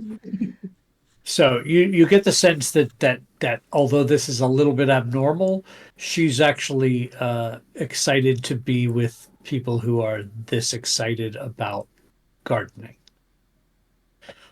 And your staff kind of come across the bridge with a little bit of trepidation because they saw the statues And the paper. and the paper, right? But they come out, and Uriel starts to do a guided tour of the garden with everyone. And you all are welcome to join in that or not, if you wish. Absolutely. How do you get the bobbleberries to like grow here? Oh, it's quite simple, and she just goes into an explanation of her techniques and stuff like How that. to overwater 101. You can't overwater bobbleberries; they live under the water. That's my point. And thus the adventuring party said, fuck it, to the deck of many things, retired to Euralia's Flowers. became We garden. lived in the garden for the rest of our days. If anyone wants to request a flower, you can attempt to do so with a persuasion check to her. I Oh, would God. not like to request one, but could I would like to steal. the earth elemental request one to start growing on his back? He has the On his stats bag? of an earth element. His back. Oh. That's a 25 persuasion check on requesting a flower. Okay, so she says you can pick one at random, and I need you to roll me a d20. 17. This stalk of purple blooms glows faintly. It's called a drowsing lavender, and you pick it, and she says that one has some special properties. As an action, you can wave it at a creature within your reach. This creature must succeed against their will, or fall unconscious. You gave me a Cosby flower? Pretty much. Ooh. Yeah. So, DC 17 Wisdom save, usable once only, Once it's used, the flower wilts. It is only good for 8 days from now. So, Kalen takes it, sniffs it once, smiles, walks over to Lorelai and says, "Here you go." Oh, it's very nice of you. I feel like you need something beautiful in your life. I don't know how to take that. Does a 0 persuasion get me a flower? No. How about a 10? Are you sure? No. How I about a 4? No. We're persuading. We're Can terrible. be Oh my God. elemental persuade. How about a 14? Oh. No. Oh, Oh, fuck. you have to have a lot of riz to get flowers. Oh no, you I did can't not even just say get a that. bobbleberry? Nope. You just Damn. got a roofie flower. Calm down. I gotta put roofie flower in my inventory. Would DC 17 wisdom save or fall asleep. Could I druid craft one? Is that allowed, or are they a little too complicated for that? What are you trying to do? Grow one of the flowers with druid craft? You Or are can they grow a flower. Trying to grow just one not of one these of specialty these? ones, yeah, no. Yeah, okay. Because your power comes from where you're from, so it would produce flowers that you're used to. Not necessarily. These are all from all over the multiverse. I will All right. ask her if she and her coatl would like to meditate.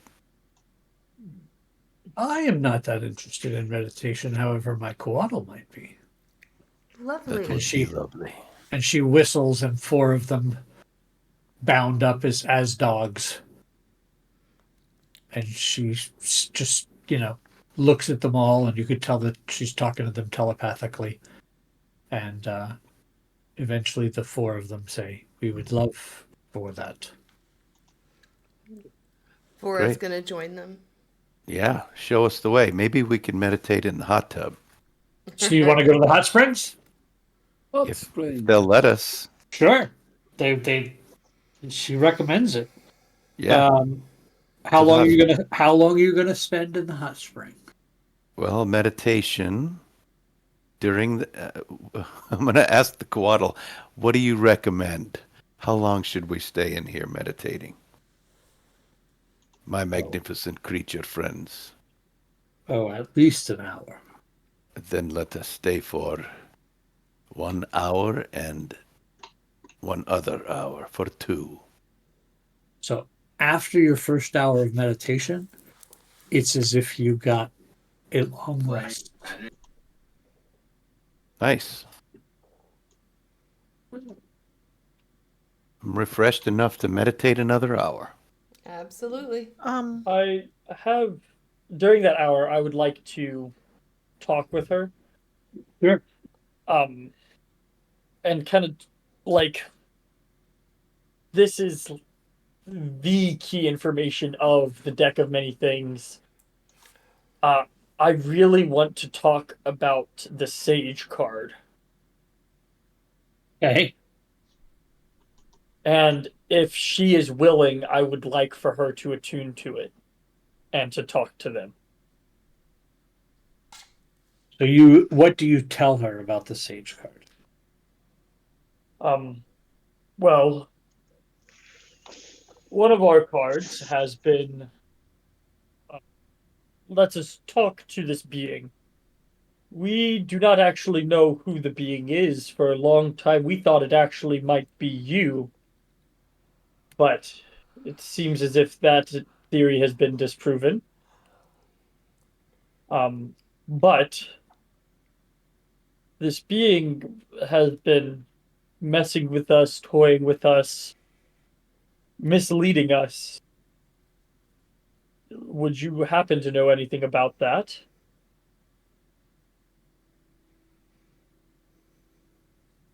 I would not, if it is attached to a powerful being. depend on who that being is, and I wouldn't know how to figure that out. You can't necessarily tell which plane or reality each deck is from, can you?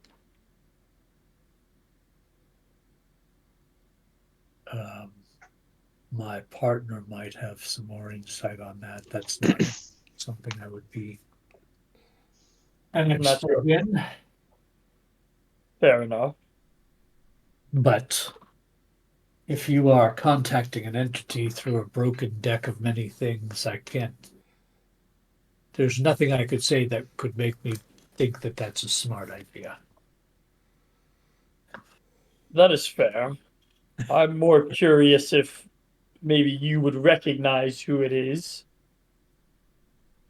I can tell you everything he has said to us, but that only is. I mean, he's on the card. Not necessarily. I'll show her the card. Which is this one? Who's got it? This is the The sage. sage. I want to Is it- say In Caleb Kalen's has it. inventory. Kalen's got it right now. Okay. Yeah. Inventory. Trying to remember which one that was. I thought it was just like a silhouette of a guy. I didn't think it was actually. I just remember we got the sense that we are talking to the entity that is depicted on the card when we first contacted it. Oh, the image I is may not be- attached to the item, so I gotta find. I may be the misremembering images. that, but Uh-huh.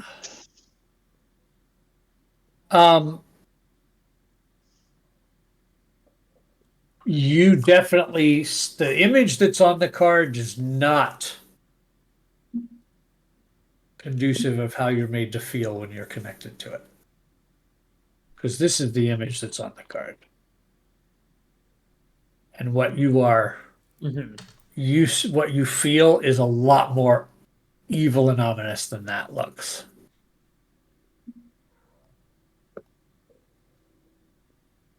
And I feel like it's staring into my soul. Do I feel like it's staring with 2 eyes or 1?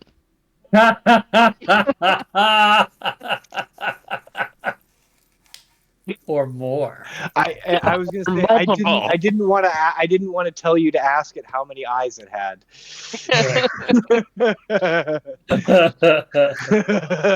Right. 0, 1, or infinitely many. Yeah, 0, 1, or Oh. All right. So is there anything else you want to do here in the grotto?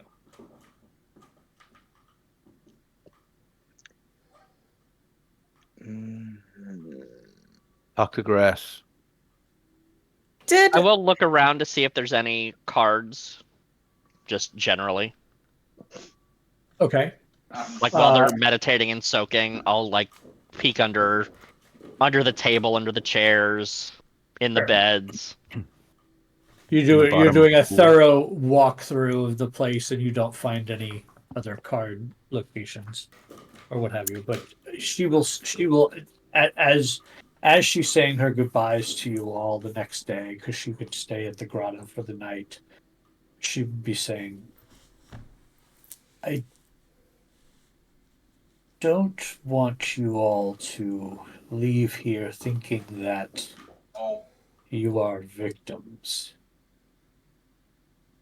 I get the sense that that is what it feels like from the way you all speak." Only because so many people are trying to kill us. I understand that, but those that are touched by fate often make enemies. Yeah, the Lady of Pain isn't usually one. I mean, I understand your concerns. I just want you to know that you are all, I can feel it. You are all destined for great undertakings. Great undertakings don't necessarily mean good things, though. And what do we look like in these feelings? Do I look like myself? Well, of course. Okay, then. So basically what you're saying is we're not victims. We did it to ourselves. I just want you to think of... You came here with some knowledge about the deck and its first creation. Mm-hmm.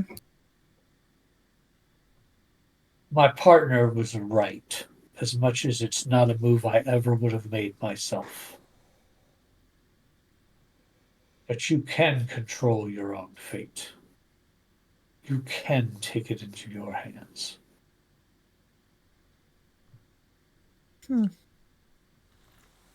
Don't forget that.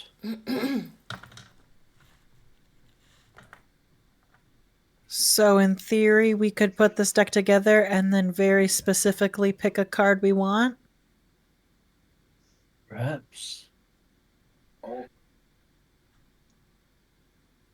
Choosing to pick from a full deck is a challenge in and of itself. It has its potential positives and negatives.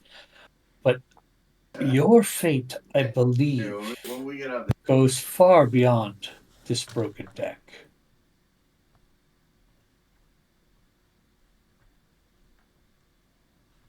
I hope so.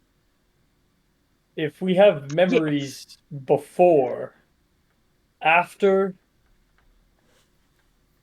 the deck broke, before or after, I'm not sure.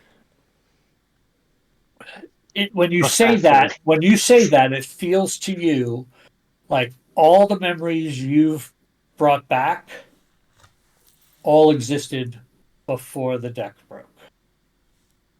Okay. Before that moment with the goblin. So actually, that kind of a question occurs. What breaks a deck of many things? It's a very good question. It doesn't just break when you draw it, or you wouldn't be here. Right. And there wouldn't be multiple decks of many things. So something went wrong, right? Or right? Wrong? Something went wrong or something went right. But something definitely went. And you don't know what would break a deck of many things? Oh, I would imagine a powerful god could do it. That brings good hope. Good, that's helpful. Well, these are powerful artifacts. They are not fragile. Yeah, I was saying that earlier too. We're just really hoping for somebody else to tell me that it wasn't as momentous as it seemed.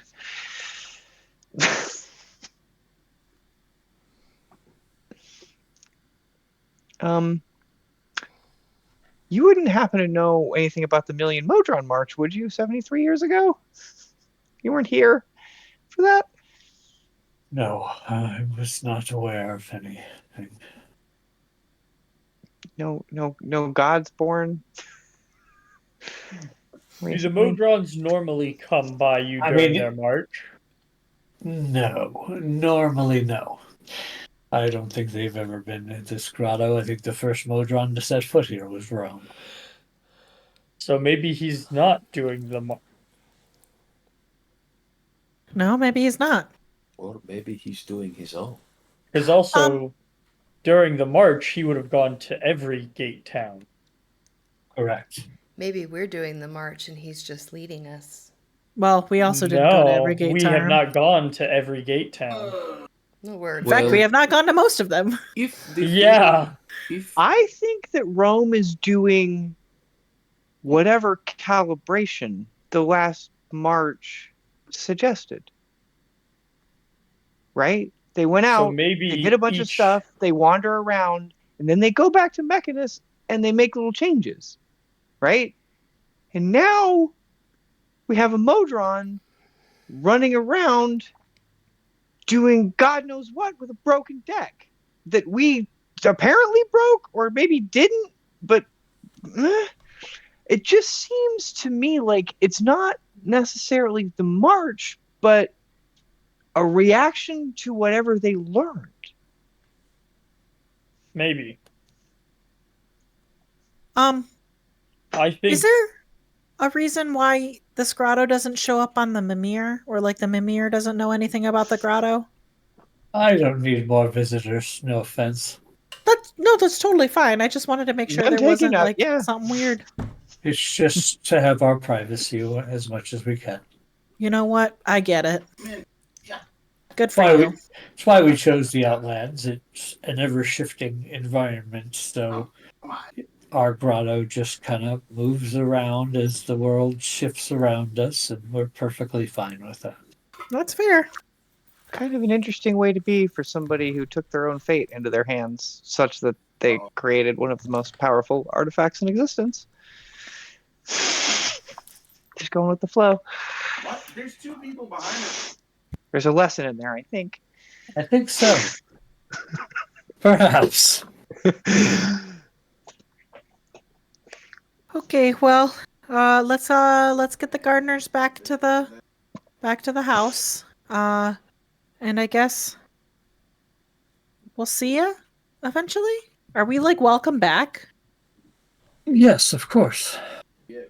Cool. Would you like us to return the deck if we fix it? I think that depends on what happens when you fix it. Fair. My guess is you'd rather the goblin not have it. Can we agree on that? I mean, I don't think the goblin did anything wrong. I think the goblin was just being what he is, or the Nilbot.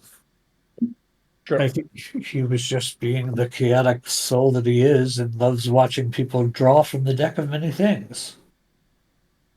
He tempts them with it. He does tarot readings for them, and then he gets them eventually to draw. Am I that stupid that I would just draw from a deck of many things without knowing? Yep. Maybe. Apparently, we all are. That seems weird. I'm really smart. Me too, but it sounds fun. Yeah, you're not wrong about that. Smart and impetuous. All right. Charisse, if you talk to Syria before we do, can you just like maybe ask her nicely not to kill us?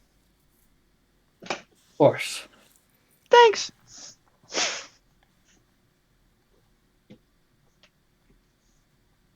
Goodbye, lovely lady. Enjoy life. Which way did Rome go? Spireward. The tower. So as you take your leave, she watches you all go and she hollers out, "Remember, your fate touched. You have control of this." And that's where we'll end tonight's session. Good session. Yes, it was. That was a lot of fun. Scary implications. I have more answers and also more questions, which is the goal. All right. We are Dicey Decisions. This is our Twist of Fate campaign. I hope you enjoyed the episode this evening. We are on a 3-week hiatus of this campaign because of my stupid work schedule.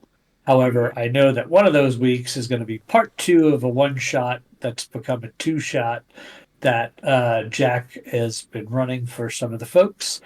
And I think that's going to be in the 3rd week from now. The 28th. The 28th. So check Raise that your hand out. if you're in.